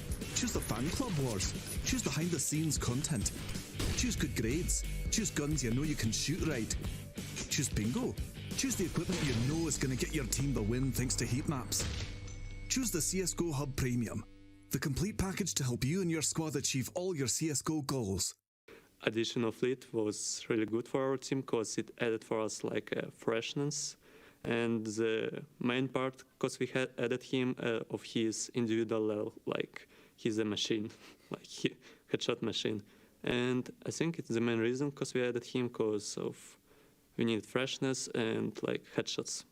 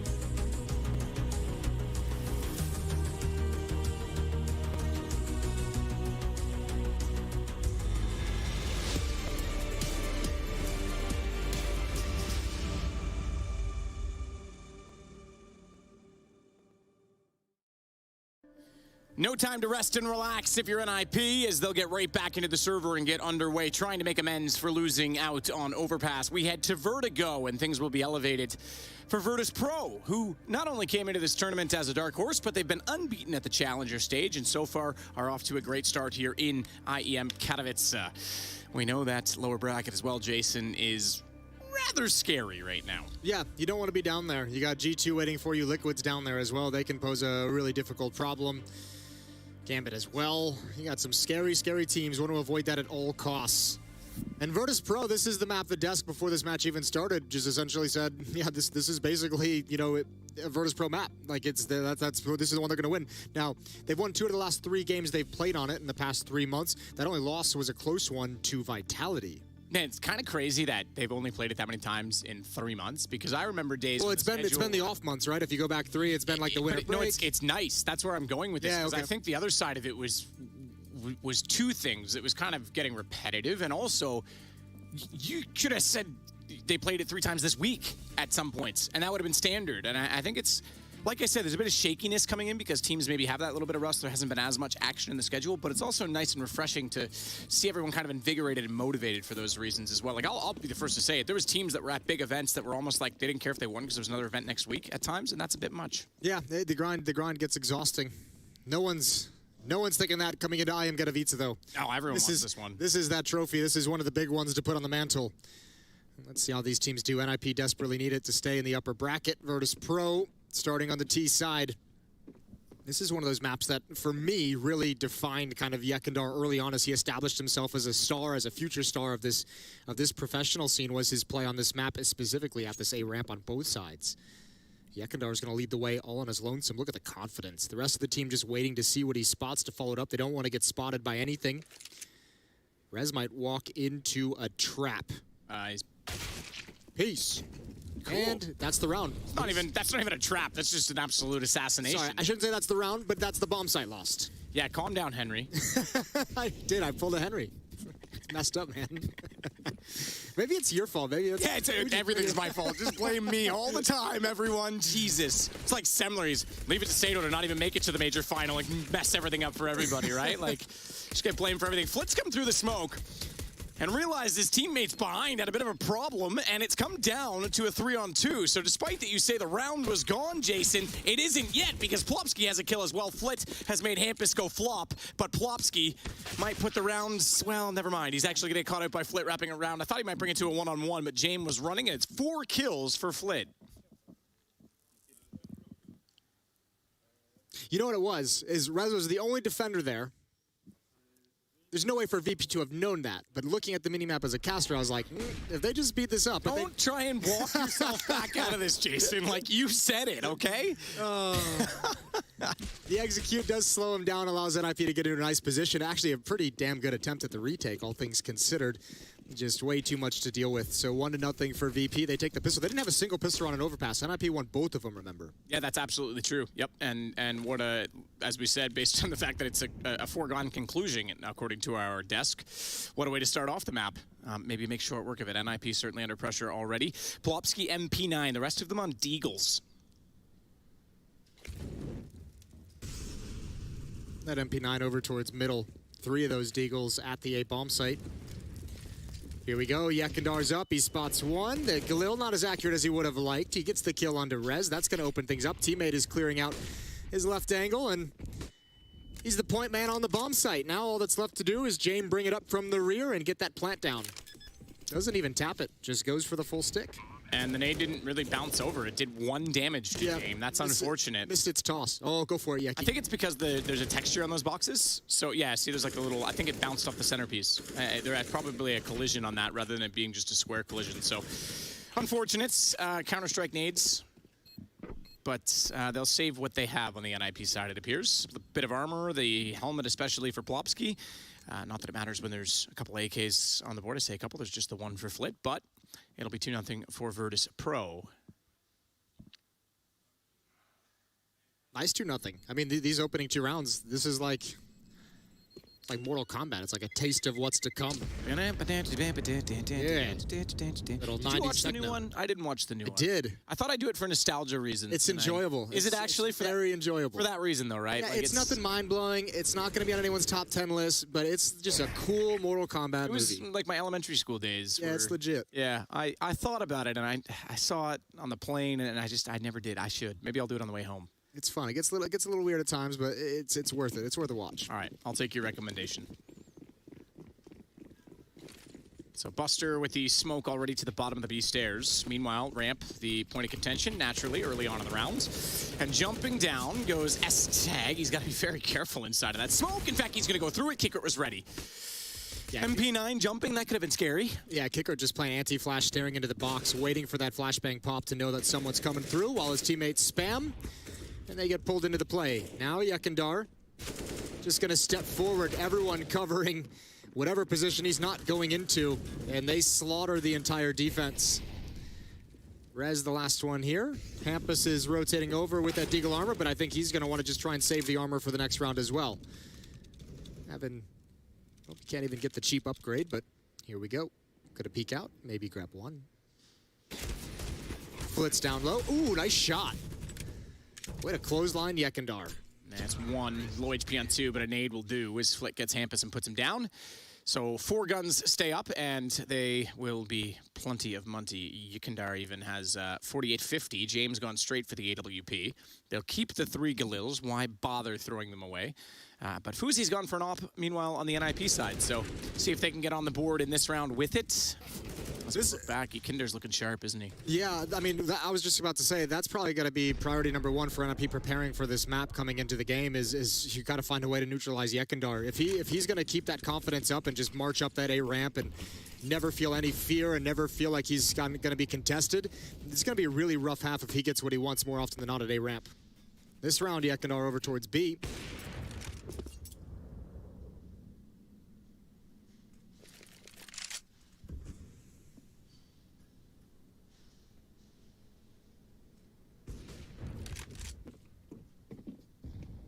Hold the off angle. Buster's actually just walking up the stairs. Off angle for S-Tag is one of the 2 ops for NIP. Double up CT Vertigo. Not common to see. S-Tag shows why it's viable still, though, at B. Sees the shadow, knows it's a bait, and he gets ready for the second, but it's S-Tag and now Fuzi with the kills. So the ops getting everything so far. Jame will get one back, throws it over the ledge, knowing they're going to be tracking him down. Wrong time to pick up the rifle. And throwing away his op really is inconsequential when there's already 2 on the map in front of him. Yeah. Yeah, that's not ideal. Double AWP set up for NIP. They get shut down on that B hit. That's a great job from NIP. If you can establish that you can hold this bomb site, in fact, if you can establish that you can't even let him get close to the bomb site, then all of a sudden, if they get funneled towards A, you'll have a much easier time with Yekindar. You can devote many more resources just to shutting down that play, so we'll see how it plays out throughout the rest of this half. Jamin Kickert in that direction to start. Yekindar back in spawn for the moment, and James got the pick. Fuzi peeks down into the angle.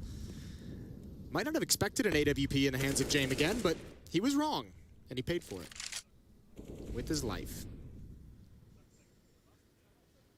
Interestingly enough, the 2 gun rounds, Yekindar hasn't been going for his stereotypical plays towards that A ramp. They've had an emphasis on this B bomb site. S-Tag, he can't swing further left the way he'd like because of the Molotov, and all of a sudden, it's a plant in the A bomb site, B bomb site, so quickly. Soon, anytime now. The problem is the utility is just flooding in on top of them. You plant forward, you're exposed. You plant behind, you're burning alive. So finally, they get the confidence to do so. The comfort to do so. Yekindar again getting aggressive. He finds both. Has to tag and Plopsky. Ain't no skiing on those slopes. Slippery, in fact, for NIP now because it's a 1 versus 5. Rez with the first kill onto Flit. They'll want this hop desperately in the next round, but I don't think they'll allow that to happen. If Virtus.Pro has their way, they're going to hunt him down, and they've already got a flank as well from Kickert. I was going to say, they can be passive as they want over at the B bomb site. You don't have to throw bodies at it because you have Kickert coming in, and it's is way too long in the bomb timer for Rez to feel comfortable. He's going to go down surely at some point. He's trying to burrow his way into whatever corner he can find, but there comes Kickerts, and he had no inclination of his arrival. They were even ready to trade it, even if he was looking back the other way. So Virtus.Pro continue in good form. 4-1, responding immediately back to NIP's double op setup. 7 kills for Flit, which is interesting because he's rather quiet aside from the pistol, but Yekindar's been the one that's really been stealing it round after round. I was going to say, he had that quad kill on the pistol that's going to help him get up there. Other than that, it's just been some, I mean, we just saw the nice lurk kill in towards middle to really secure the round, the exclamation point on the round. Low economy for NIP, a pistol and an SMG.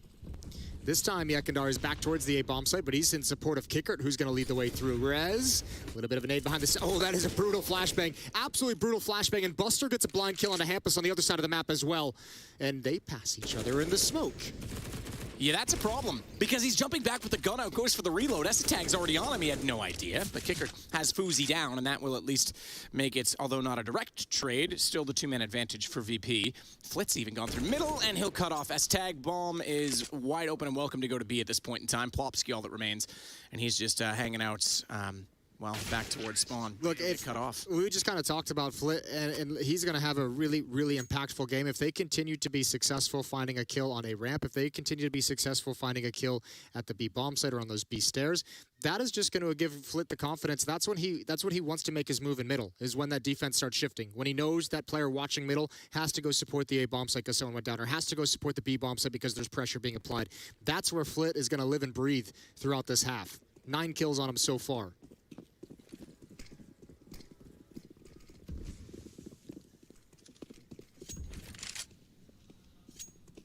So Jame with the op is waiting to see if anyone will come down the stairs.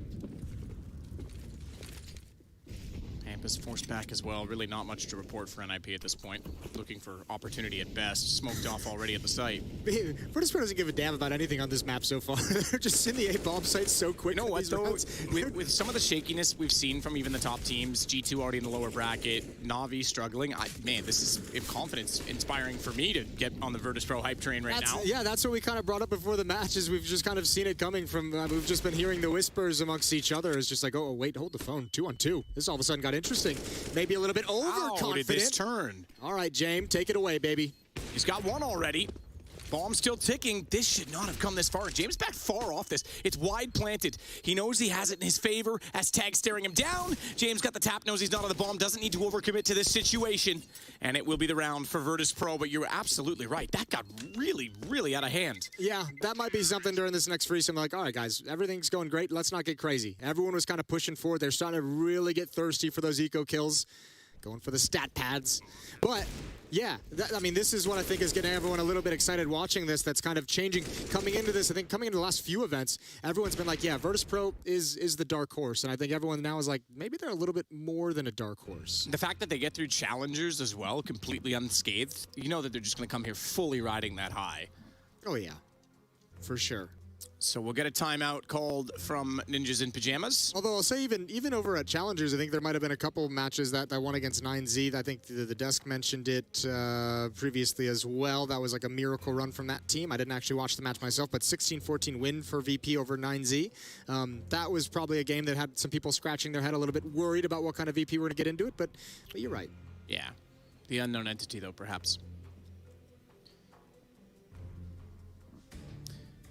So a similar situation on either side. Rifles and one op. It's Fuzi versus Jame in that regard. S-Tech does have the AK from the last rather surprising one-on-one.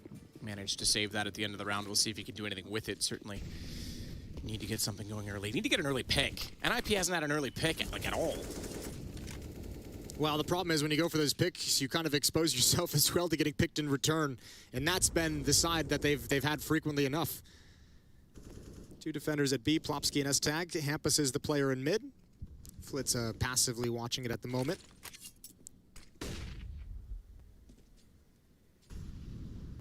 Jumps the close side so his feet can't be spotted from the doorway where Yekindar is now, but the flash doesn't reveal anyone down below. That certainly will. Molotov trajectory. They clear that close angle where he was playing.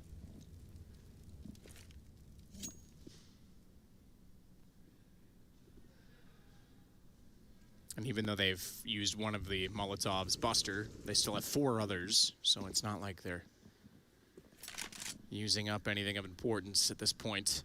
Run boost for Jame. Wants that angle. Did he spot Fuzi? His shoulder was exposed when he went by, but I don't think he was out far enough to be seen, and they'll back away regardless. Some noise is made, though, so Fuzi and Rez are going to swap positions. Plopsky kind of cheated a little bit over in that direction. You might see him start shifting a bit more. Rez at lane. Look at the smoke timing, 30 seconds. I think there's a Molotov on Fuzi as well with the AWP. This is actually going to be tough for VP to get in here. You leave yourself so little. Fuzi. The timing on the smoke. Yekindar goes down. Flit, though, gets to the bomb site. So 16 seconds they are there with only that one smoke deployed on the Ooh, what's scaffolding side. Rez gets to the pistol, and down goes Kicker. This is 5 men remaining, and even though Bomb's not even planted, they have to get off of it. They've got to run away. Even though Bomb gets to the site, they couldn't hold it because they couldn't get any entries. Well, they knew Rez was over yellow, in lane, and just no one dealt with him. The Bomb they stuck the plant, just hoping and praying Rez wouldn't peek, and of course that's not going to happen. And then Kicker, just playing at the corner of the smoke, just didn't have any aggression to him as well to go through onto Rez. So maybe the utility at such a critical moment when they pull off the execute, maybe this kill onto Yekindar takes some aggression away, but that hit falls really flat. Probably the first time we've seen NIP really disrupt Virtus.Pro's plan. Yeah, and that's a bit hasty, right? Goes for the bomb plant, 16 seconds left. They had a good wall, but you're right. Why did they not counter the fact that a smoke was thrown by Rez up close? No one peeking that direction. So Yekindar, this time, trying to work middle. It's Plopsky that's going to be watching it. He's got an AK on a CT side. Should be traded. He nearly gets the transfer back over to Flit, who goes to 40. And meanwhile, Plopsky, despite going down, is going to be joining Fuzi, who fell before that. So the man advantage for Virtus.Pro as S-Tag holds off the site, knowing that mid was lost. He finds Flit, but has to be concerned about both sides of the site at this point. Very uncomfortable position for him to be in. Oh yeah, this whole round is going to be really uncomfortable now because I think Rez has just figured out there's no one else lurking in mid. The bomb was all the way back in T-spawn, so it's going to take a little bit of time for them to rejoin with Buster, who's got a stance, who's got a little bit of space to work with, but the rest of NIP is going to be here in time. A little bit of utility, 3 flashbangs and a Molotov for VP's attack towards the end of this round.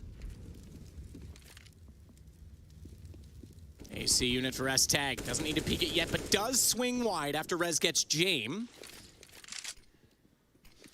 Rez is trying to buy some space and time. Bounces the incendiary a little bit late to take down the planter. Hampus, ooh. He's trying to get in and join. Buster took damage from the flames, went forward, the nade. He's on 51, though, as he still survives, despite the utility being poured toward him. And he's got a chance to swing around. If he hears them go, he's definitely going to hear Hampus. But does he find out where Rez is holding from? Because Rez in the one-on-one will get the kill, and there is plenty of time. Close affair. Well fought for NIP. Costly victory, but they've got the money to afford it. Rez crouching for that last 1v1 win. This is well handled from S-Tag. That's tough to deal with, although I will say VP had full mid control. They had multiple players that could have turned to attack S-Tag, and it just a couple of them fell back, and Flit was the only one really remaining aggressive there, so nobody to trade off that mid play, and nobody aggressively pressuring the B bomb site from the stairs to really make that as uncomfortable as it could have been for S-Tag. Small opportunity miss there for VP. Still a 3-round lead. Again, though, as we mentioned early on, NIP's shown that they can defend the B bomb site. It's this A bomb site and this A ramp that they haven't yet really proven completely that they can hold off. Yekindar already above. They go up the sandbags. Buster's going to be right behind. Doesn't hit the shot on the entry. Rez gets in behind the boxes. That gives him a chance for more. Look at the kills pouring in from NIP in the meantime. Fuzi getting kickered as well, and it's 8 HP for Flit. Jame has bomb and an AK, and it's still a 2-on-3, so there's a chance in it, but it's an unlikely one, as they're going to try and rotate back ladder instead to mid. This is interesting. That's a great hold from NIP. We'll come back to it a little bit later. Flit and Jame moving towards the stairs. Fuzi's rotated back with the AK-47, so the defenders are all split. S-Tag towards mid, Fuzi at B, Plopsky at A. This is a big fight. If Jame can win this with the AK-47, he's got a timing. He's got a timing. Nade was out. Oh, great headshot. And now, once again, Fuzi's going to be called upon. Split from 2 different sides, but the smoke is going to give him some safety. And Flit has 8 HP. Nade as well, gonna tap the bomb. They're gonna know this. They can't find him yet, but he hears them coming through with 8 HP. He knows he can't hold it either. You're right, Jame heard that smoke, but the second one caught them out entirely. That's kind of a cool hit from VP, but it's a great hold from NIP. Virtus.Pro, they get that kill, they line up on top. Yekindar's ready to turn the corner, and he's turning the corner as the flashbang is in the air, so even if he goes down, the follow-up players are blind for the trade kills for VP. Unfortunately, with 2 M4s there, not nearly as effective a hit as they'd like, and that's the first time we've seen Virtus.Pro like completely shut down an A hit. Previously, they made it a little discombobulated, a little bit uncomfortable, and VP ran out of time, but this one was an emphatic hold from the defense. NIP's whittled it down to a 2-round deficit.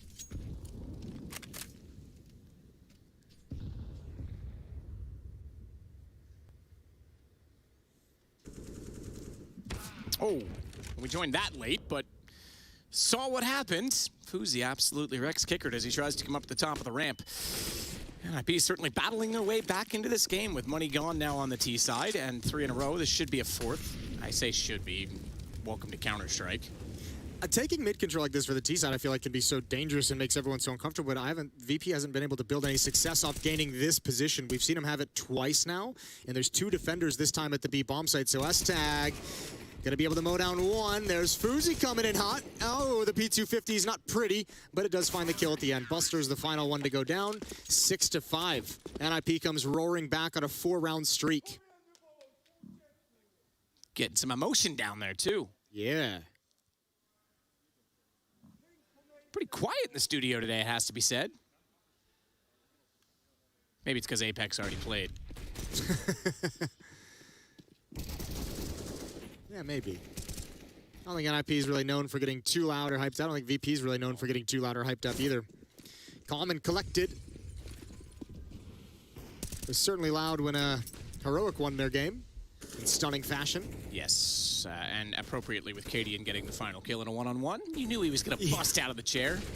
Oh no, that's a perfect flashbang, and nobody was watching for that. Rez and Hampus both peering down a ramp. Speaking of busting out, yeah, Kicker just arrives on the scene through Scaffold, and it's 2 quick ones that NIP has no answer for. Oh dear, oh dear.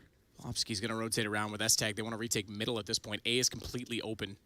And this is cool. Virtus.Pro this time not trying to press the issue at all. Everyone's just holding across the map. Buster's looking to see if anyone's going to push down B. Flit's looking to see if anyone's going to get aggressive in middle. I think this is a gamble. If you don't come to B and we don't fight you, yeah, it's a save. Yeah, and VP's looking for an indication of what's coming. Is just why they've paused. And now, without seeing anything for a number of seconds, they're just all going to join up. They have all the utility they need for a full set piece at the A bomb site, but they'll be pleasantly surprised to see it empty. And NIP with some cash, they'll lose the round, but they'll be able to buy in the next one and fight again.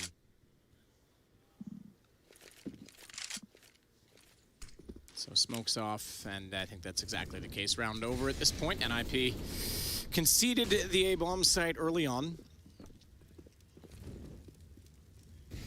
So they'll hold the AWP and the 2 M4s for the next round. They hope. We could still have a bit of a hunt going on, although there's not a lot of money for Virtus.Pro to do so with. VP ain't touching the hunt, not even thinking about it, especially considering NIP's been so backed off and so long to set up in any position they want. I say that. Yeah, Buster's still checking it out. I mean, he's not like he's running to it, though, is he? So. No, but I mean, even Flit and Kicker are starting to push up as well and starting to get on the move. Well, I don't know that they'll fight. I'd be surprised if they try and go up the stairs and actually attack the B bomb site. That would be wild.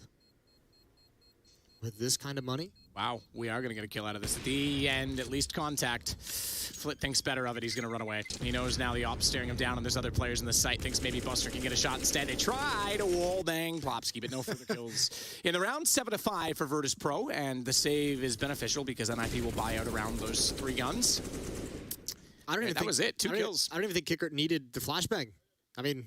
to be fair, yeah, he was already out and they were looking the other direction, so... It was the cherry on top, but it wasn't necessary. Double kill for Kickert, and that's the entirety of the round, 7-5.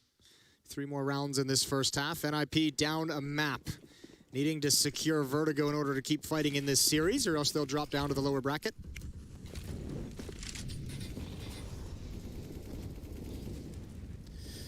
Fuzi at the sandbags, has Rez on the other side. He's going to play behind the I-beam. This means he's got a very linear perspective if they do go up towards scaffolding, but he's also has his elbows sticking out, and that's what Kickert spots to get the kill.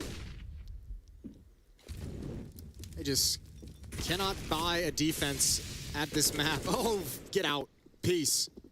I have to say, Jason, I'm a little concerned for the structural integrity of this building if 762 can cut through one of the load-bearing I-beams. Oh, yeah? Yeah, that might be a problem. This building might be toppling over pretty quickly, just like Plopsky, as Kicker comes out and takes him down, walking from scaffold. It leaves us with just S-Tag left in this round. Oh, my God. Virtus.Pro just dismantled this defense bit by bit. That is so beautiful. Buster's on the hunt already in the B-bomb site. S-Tag's got a long time to try and stay alive. Being wrapped upon for the moment. It's timing. Buster at E-box. He knows eventually the push is going to be coming from the A-bomb site as well, but Buster's hot on his heels. Keeps himself alive for the moment, but now they know exactly where he is. Kender and Buster can't really James got justify him. this. You think so? James got him? All right, nice. How did you possibly see that coming? That's wild, isn't it? Tell me my future. One day you'll be happy. Really? Aw. All I've ever wanted to hear. Oh, it sucks so much. Everything VP had an answer for. Even the kicker. Like, I feel bad because I don't even think Plopsky gave up his position. I think that's just Kickert shooting to make sure the attention's going to be there. Just calling for the flashbang just to be safe. And he eats it. 8-5. 3-round lead for Virtus.Pro. Another buy coming in for NIP. The last one they'll have, 3 rifles. A Deagle's picked up on Hampus.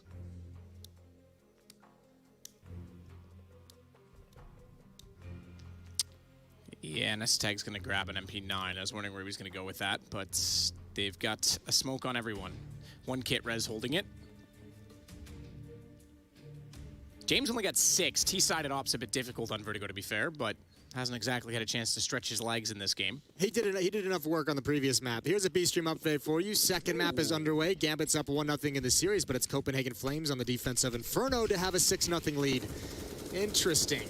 I would love if that series got spicy. I would love to see Gambit tested now that their back is truly against the wall. Yeah, double elimination bracket. Already lost one to be down there. So, Buster, he's going to start working his way back over from B, potentially, and join his teammates. Yekindar, Kickert, Flitz. You mentioned it before, Flit playing that position for flashbangs at the bottom of the ramp in case anyone wants to get aggressive, but no utility. They'll check the corner. Meanwhile, bounce Molotov to the bottom of the B stairs to make sure no CTs are pushed up. If anyone had to scurry away, it would give them information as well if anyone was that deep and therefore far away from the A site where they want to try and take, and hope the rotates won't arrive before they do. Rez ready. Remember last time they took a hit that was clean on this site with smokes down 16 seconds. Rez wasn't cleared. He took down Kickert, and therefore the bomb. Kickert, speaking of, is taking damage from Rez by way of the flames. It puts him on 52. Rez will push back up inside of the gap in that smoke because he extinguished the flames with it, but it won't matter. Kickert comes through, and it's a headshot from Rez from very close range. Rez is trying to evade all the damage at this point. Buster can hear where he's gone, but can't find him, and Rez does very well to get to the AK-47, find a headshot in return, and Yekindar and James, with 25 seconds, are left in a very awkward position. James even throwing his op off the map, goes to the Tech 9. Jump off the map yourself. Just make it exciting, as Rez does a very good job holding lane. That actually would have been so legit if he just didn't even throw the op off, just jumped off himself and was like, all right, peace. You win. I know, respect. Oh, 8-6, good hold from NIP. That time, Rez passes the test with flying colors. Double kill playing from his position. Even the risk of coming through it. That kill helped, obviously, from Plopsky, but this follow-up frag really helped seal things. Buster needed that frag to be able to turn and address the bomb site. Double kill for Plopsky. One final round in this first half. Virtus.Pro is going to have the lead no matter what. It's just a matter of how much.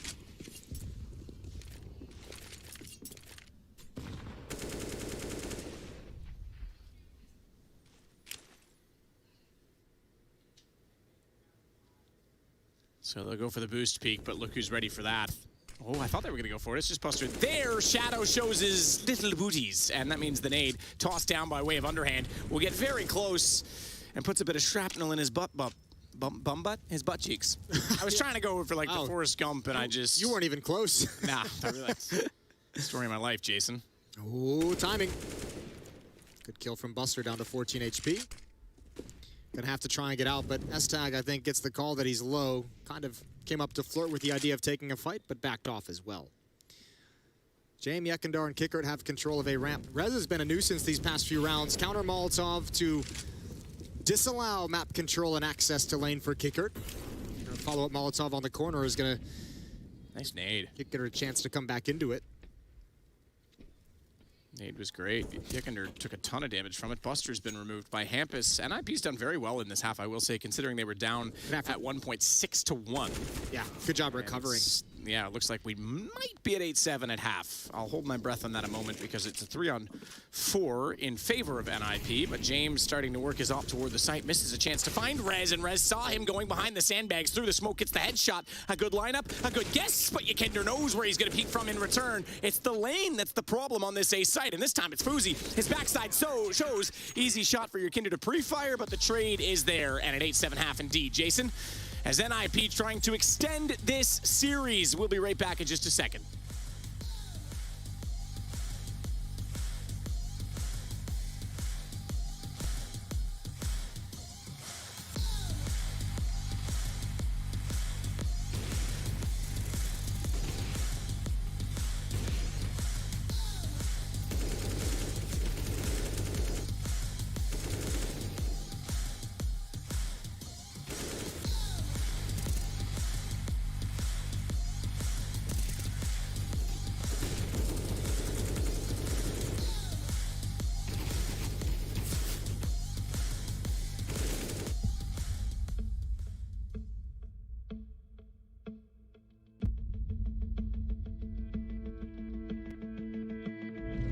2015 was the prime of the famous Polish Golden Five, and the tournament in Cologne would be no different for Taz and his crew.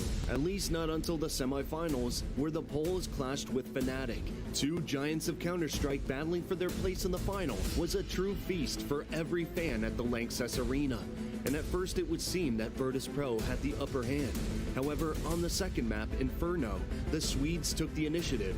But even then, Pasha Biceps sent a clear message that you do not mess with the Bears. As Pronax finds Snack. Oh, Pasha! In 4 seconds! You blink and you miss it! Jesus Christ, Pasha. Insane spray down. Big shout out to Virtus.Pro as well. They played an amazing series.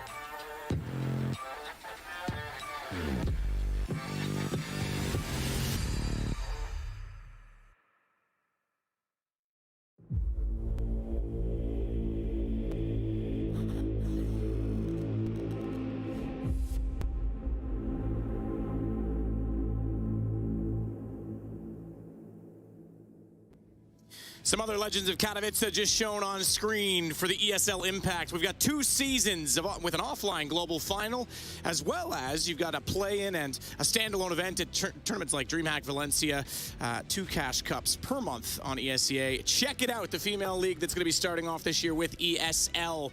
And I think, look, controversy side, it's awesome. If they want to go ahead and do that initiative, I'm all for it. Yeah, let's get them involved. And I mean, let's be honest, we've casted some girls tournaments here at Katowice in the past, and there was some good action in them. Some rivalries that were pretty heated on the stage as well. So yeah, some really classic old school names in that scene.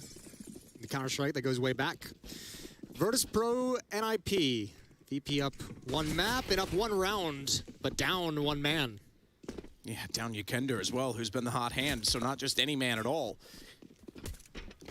Flitz is tied with him on 12. It was the first pistol that he found 4 kills in. He's gone also, so don't look for a replication of that affair.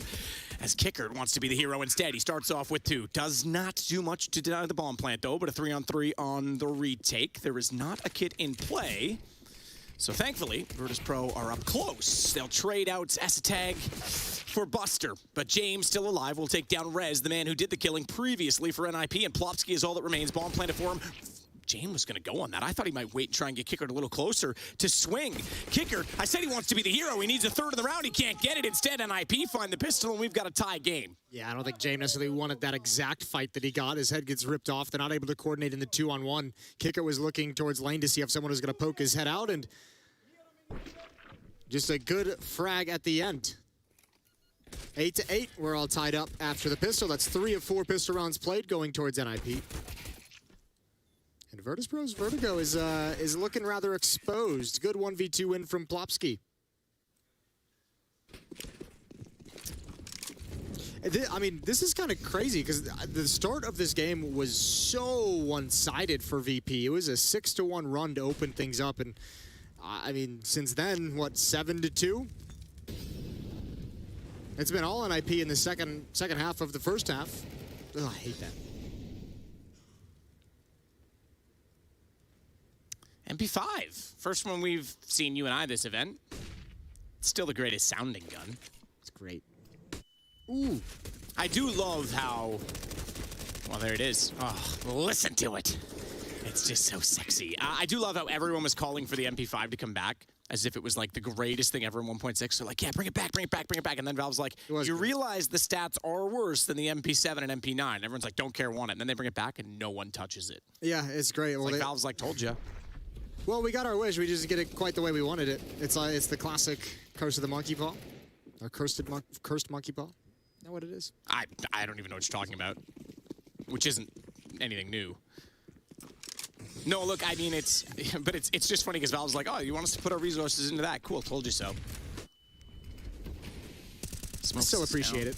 Yeah, no, look, I actually still have it equipped. Only because it sounds great. Yakandar just spamming through. I will say the one change I would like in terms of weapons, the FAMAS burst fire, it doesn't need any changes on accuracy or the burst itself. It needs less time between bursts. Because I can actually tap out more bullets per second than the burst will allow due to the time in between. Okay. But I think if they fix that, I think the FAMAS could be I don't really have an opinion about more FAMAS. viable. Not gonna lie to you. It's just there. That's the point, though. It's just there, you know? More spam coming through. NIP haven't been able to move forward. They've just been waiting in these smokes. Yakandar now hiding inside of it. And he's just listening to his teammates' bullets land into the bodies of NIP. They've gone past so many pops out. Great timing from Yakandar. He's got so many plays on this ramp. Ooh, James. A little bit of a goosh through the sandbags, and Rez finds his teammate. Oh, wow. Oh, great nade. Called in. James goes down, 2-on-3, and there's the rotation in. It's all on Flit, and he can't back away. The Molotov forces him in, and forces him in to commit. Buster left alone. Thought Rez was going to give Stag a haircut there as well as he fired in, but it doesn't matter because he gets the kill, and that will allow the bomb to be planted, and Buster has to back away. We'll go now 10-9 10-8 in favor of NIP, which means they've converted another 3 rounds off a pistol. Both pistols in this game going to the side of the T's, so this is a good start from NIP. Man, this round was... I felt like VP started this round so well. Wasn't this a 3-on-5? I mean 3-on-5 when action's going on, and it turned immediately after that. Yeah, the problem is as soon as they took down the 2 kills at ramp, James is well behind the bags. There's no one that close. And he had they hold. And he had no armor as well. That goosh brought him low. The nade finished him off. It's just everything goes wrong after the initial 2 kills. Yeah, I think he's okay this far back. Yeah, 7 HP. Okay, that's a 2 for a second. They know the values. Yeah, see, this is beautiful. Yakandar's going to come out. Here's your 5-on-3 at this point. Yakandar committed, swings for another one. That's fine. Kicker is trying to keep James alive. He goes down, and obviously James got blown up immediately after that. Just everyone collapsed. Everyone just fell apart. Like Humpty Dumpty. All the King's horses and all the King's men couldn't buy guns on the CT side again. It's just going to be Buster holding on to that M4. CZ-75s. 3 of them, and then the 5.7. So all in the same menu option, but obviously you can only have one of the two equipped. Kickert's gone for the trusty old 5.7. I like it. It used to be one of my favorites in 1.6. But in 1.6, pistols were like less prominent to buy because the Glock and the USP were both so strong. Yeah. Aside from the Deagle was sick in 1.6. Yeah, the Deagle is still there. And obviously you could spam everything, so the Deagle had fun in that regard too. Hampus taking some shots, sees one evacuate. I think Virtus.Pro's just got to sit this round out, just give it up. Try again in the next one. Keep your 4 pistols and 3 armors alive. So round 19 going the way of NIP. They're going to take a 3-round lead before VP can get rifles in their hands again. We've got a game. We've got a map.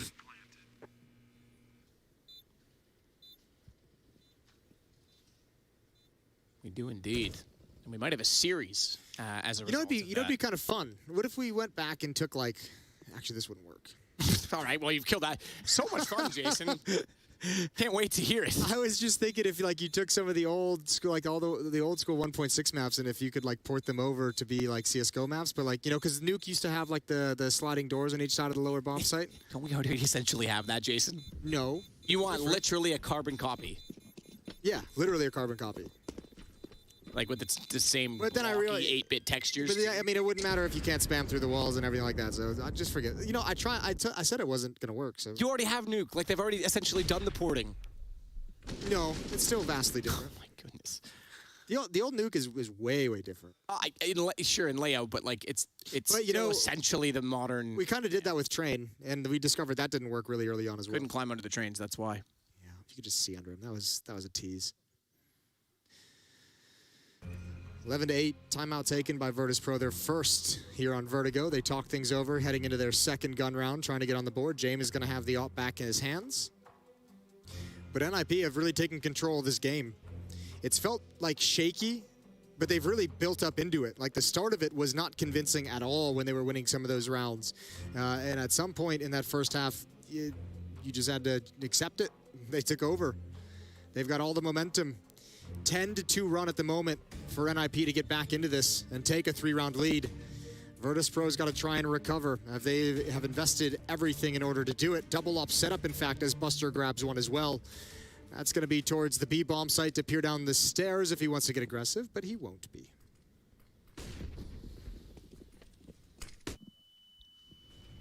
James catches out a levitating Hampus. Yeah, I saw that. I thought I was model. Thought I was having a flashback. Is that to university days? Yeah. Rez is going to reload. That's the excitement of an announcement that I have for you on this side at the ramp, because the smoke's down. He can't see through it. There's no one at the top. There is a player pushed into the corner, however, which might prove fruitful. All right, Fuzi Plopsky with the bomb. Going to join up with S-Tag at the B bomb site. Both ops are here. James in mid, he's got the closest support for Buster, who has one flashbang. James has one flashbang that he can chuck over the wall, but this is relatively dangerous. The 3 M4s at A, they might need to hustle back. Here comes the hit. Buster went really passive, so looks like VP's almost content to play retake in a 5-on-4. They would love one more kill with these AWPs, but I think they missed their timing. They're kind of forced off of this. It's going to be tough to re-peek into this. Ops just holding angles. NIP with an advantage on this retake. Rez, the one that's waiting for the flank down below. Yukender heading that direction. He's got to be very careful. Tough position to find 2. He's got 92 HP, so he's also going to be very vulnerable. 2 ops in the retake, though. Could be a huge issue for VP, and Fuzi's already gotten the first and kickered. Buster does get one back, but Rez does get Yukender, and they can't do anything else. They can't do anything at all. With both players down on the retake on flank, James and Buster are heading away. I actually hate that retake. The double ops is one thing. I was kind of surprised to see them give up the bomb site so easily without really mounting any real resistance. But not only that, 2 of the M4s go on the flank, and they're not really aggressive about it. You need those M4s to be the aggressors to initiate that retake. There's that moonwalk. Didn't save him there. Yeah, just weird. That retake fell really flat for me, and what a critical round for that to just be so head-scratching. They'll get another shot at it. 2 M4s in hand of FAMAS around the double op setup, but again, both ops at B and mid.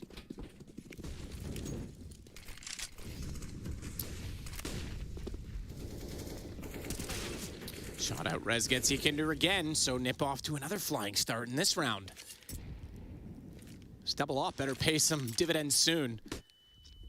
Flit kicker back in the passive positions on A. S-Tag still waiting down below. The bomb waits as well. He'll scoop that now.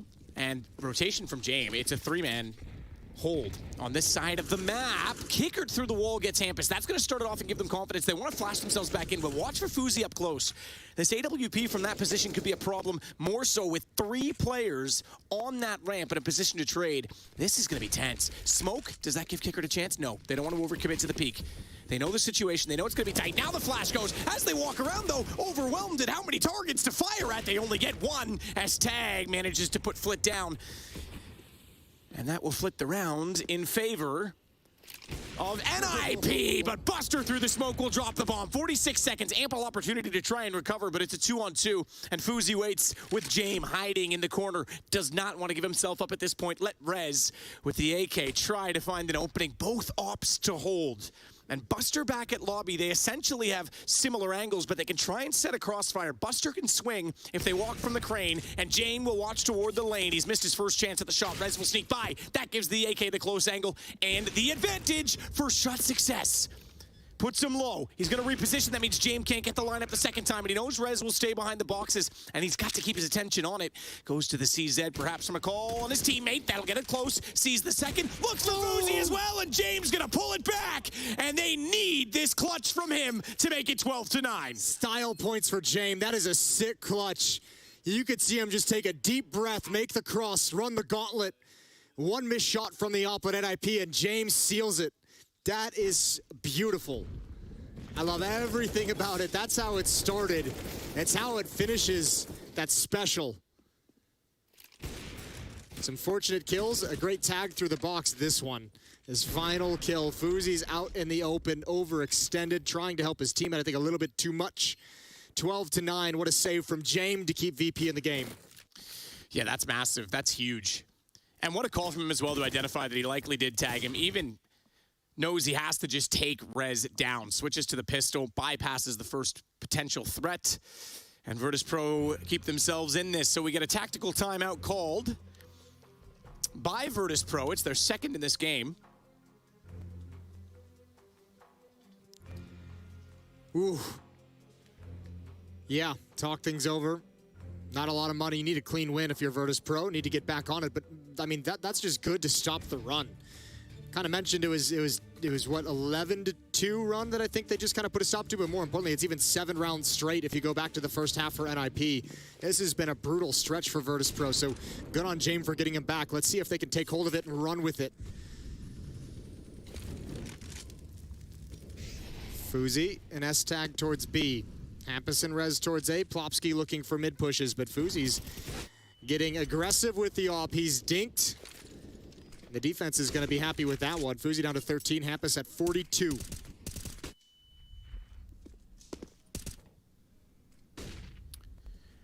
Bit more normal today on Vertigo for us, Jason. We were commenting on our last 2 games we casted that we've seen a lot more B pressure and presence, and I only say that because we're starting to see it in this round. It hasn't been as common today. This is more what we're used to. More back and forth, hasn't it? Ooh, good find over the top. Buster completes the kill. Oh, dear. He's going to What go a on the railing psychopath. as well. That's unreal. He's going to stick with it. I thought maybe he'd even consider trying to get away in the smoke. I'd be so mad if I was S-Tag. I'd be so mad. He spotted the bomb. He spotted 2 more as well, so you can see a shift in the defense. Yakidar's got close in mid. Hampus is like, where'd he go? Come on. Come back here. But do they consider quad? Do they consider that there's 3 on the site? They go for the shot up top. Flit has that instead. Yeah, no, they didn't renew kicker. It was there. The close play in the smoke, they thought they cleared it. That's why they had the confidence to peek back sight. They could hear the player moving around, but kicker never made a noise. And as a result, it's now just Rez remaining. And this could be back-to-back rounds for VP to finally get into this CT-sided half. It took them 5 rounds to find 1. Now they quickly get 2, and we are 2 rounds apart, both in double digits. That's the exact win Virtus.Pro needed out of that timeout. 4 players survive, get a little bit money built up, start feeling a little bit comfortable. And Nip's going to respond immediately with their timeout. God, that push from Buster, that's so ballsy, and he's rewarded with a kill and so much information. This whole round put together very well from VP, just 2 rounds back. However, because of that huge streak, 5 rounds straight to start the T side, NIP's got plenty of money as well. They're gonna buy deep into the coffers on this one, but still some cash left over, some residual. Got some nice savings. Up in the hands of Fuzi. VP's gone away from that double op setup that they wanted to start the CT half. Wasn't as effective as they would have liked.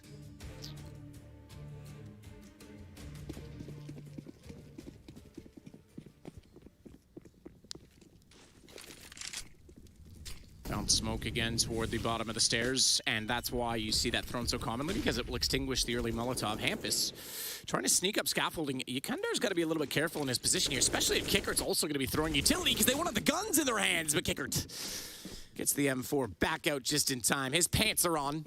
Mom didn't see anything.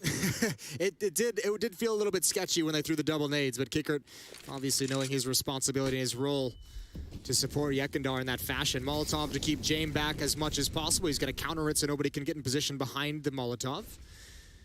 Yakandar's got to be a little bit careful. 18 HP, 19, excuse me. He's just tucked into a corner. Kickert's at the bomb site. Yakandar's going to bail out.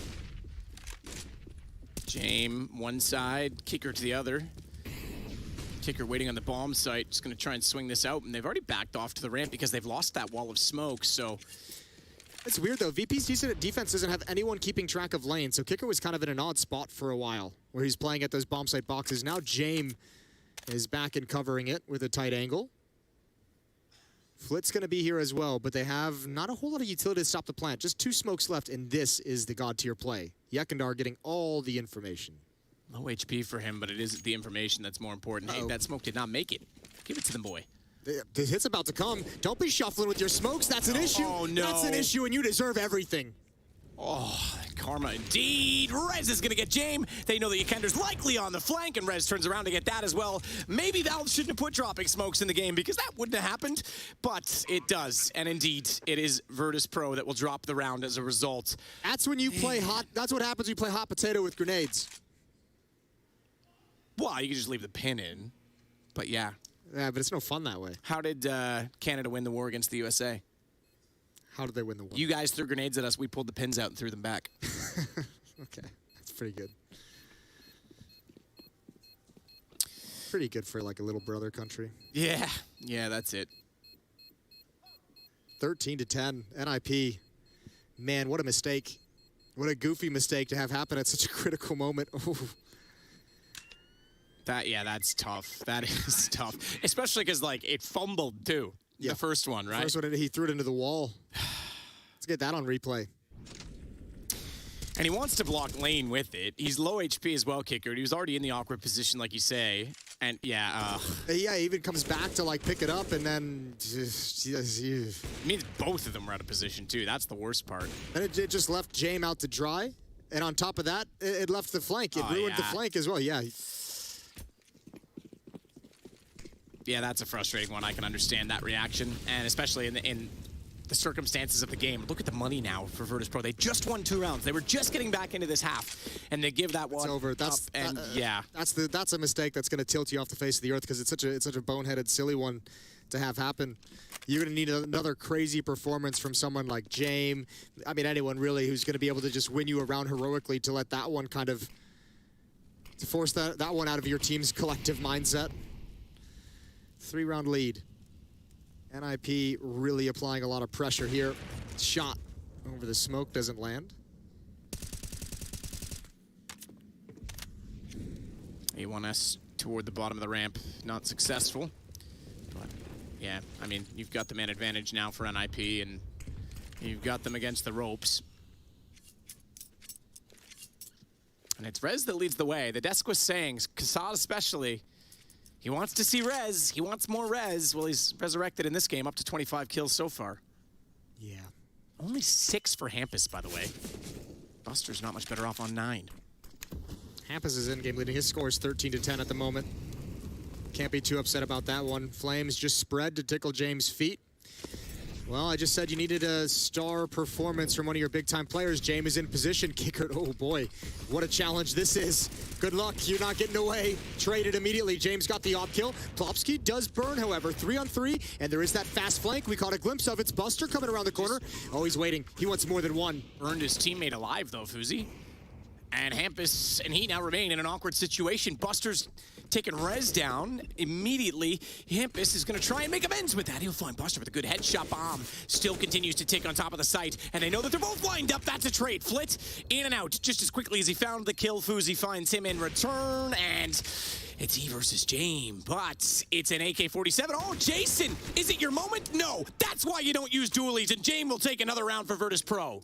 That might have been really overeager from Fuzi to go for that with the dualies. You had the bomb down, play the bomb. That's actually 2 1v2 clutches for James, where Fuzi has kind of been pulled into an awkward fight, in my opinion. Had the AK, maybe didn't have enough ammunition, still could have played the bomb. Desperate retake, scrappy. This is getting real brawly down the stretch. You love to see it. James just narrowly winning that. All right, Virtus.Pro's back on the board. Timeout 4 of 4. Both teams are using everything they have. I think VP has 1 more, maybe 2. At least, yeah. The last I can remember was 2 of 4, but there's been quite a few back-to-back. NIP, obviously, this is their 4th one.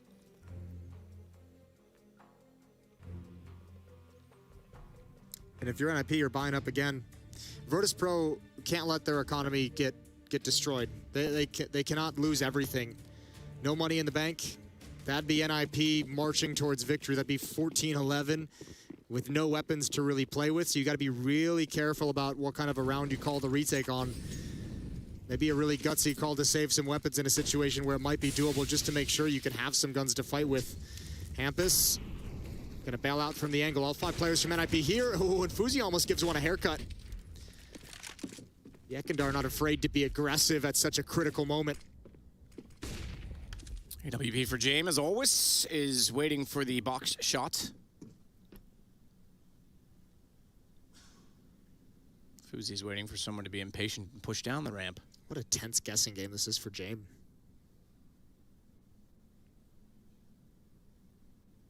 He sees him. Not going to yield much, though. Not much of a chance to fire at it, and the jump peak certainly went the other way. Fuzi saw him in return, but a good response. Yekender will at least take down Plopsky. However, and he does. He gets back inside of the site. I was going to say, a long way to rotate. Nearly. Speaking of rotates, though, is Flint getting caught off. Rez and Hampus with good crossfires.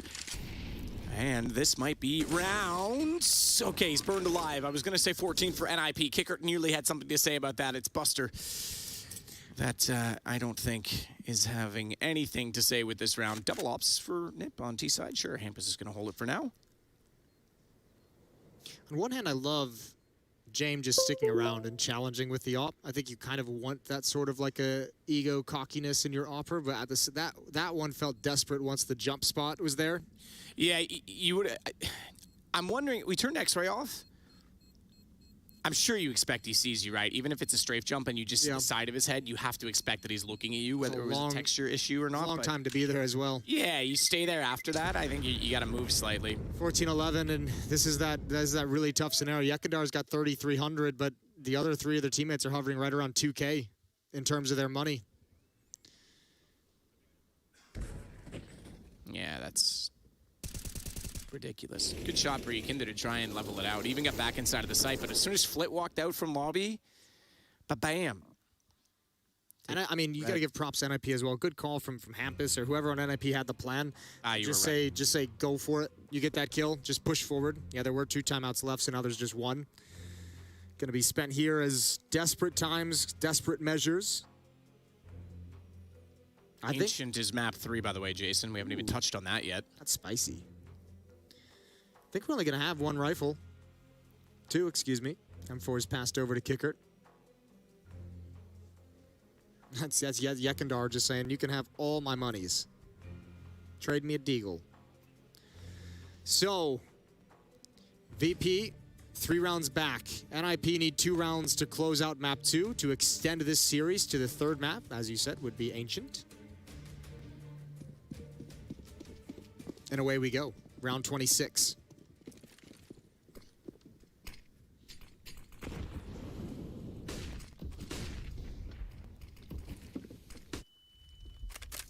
Nade to the corner of the box. Rez is the one that's waiting in the similar position that Flit played on Virtus.Pro's respective offensive approach.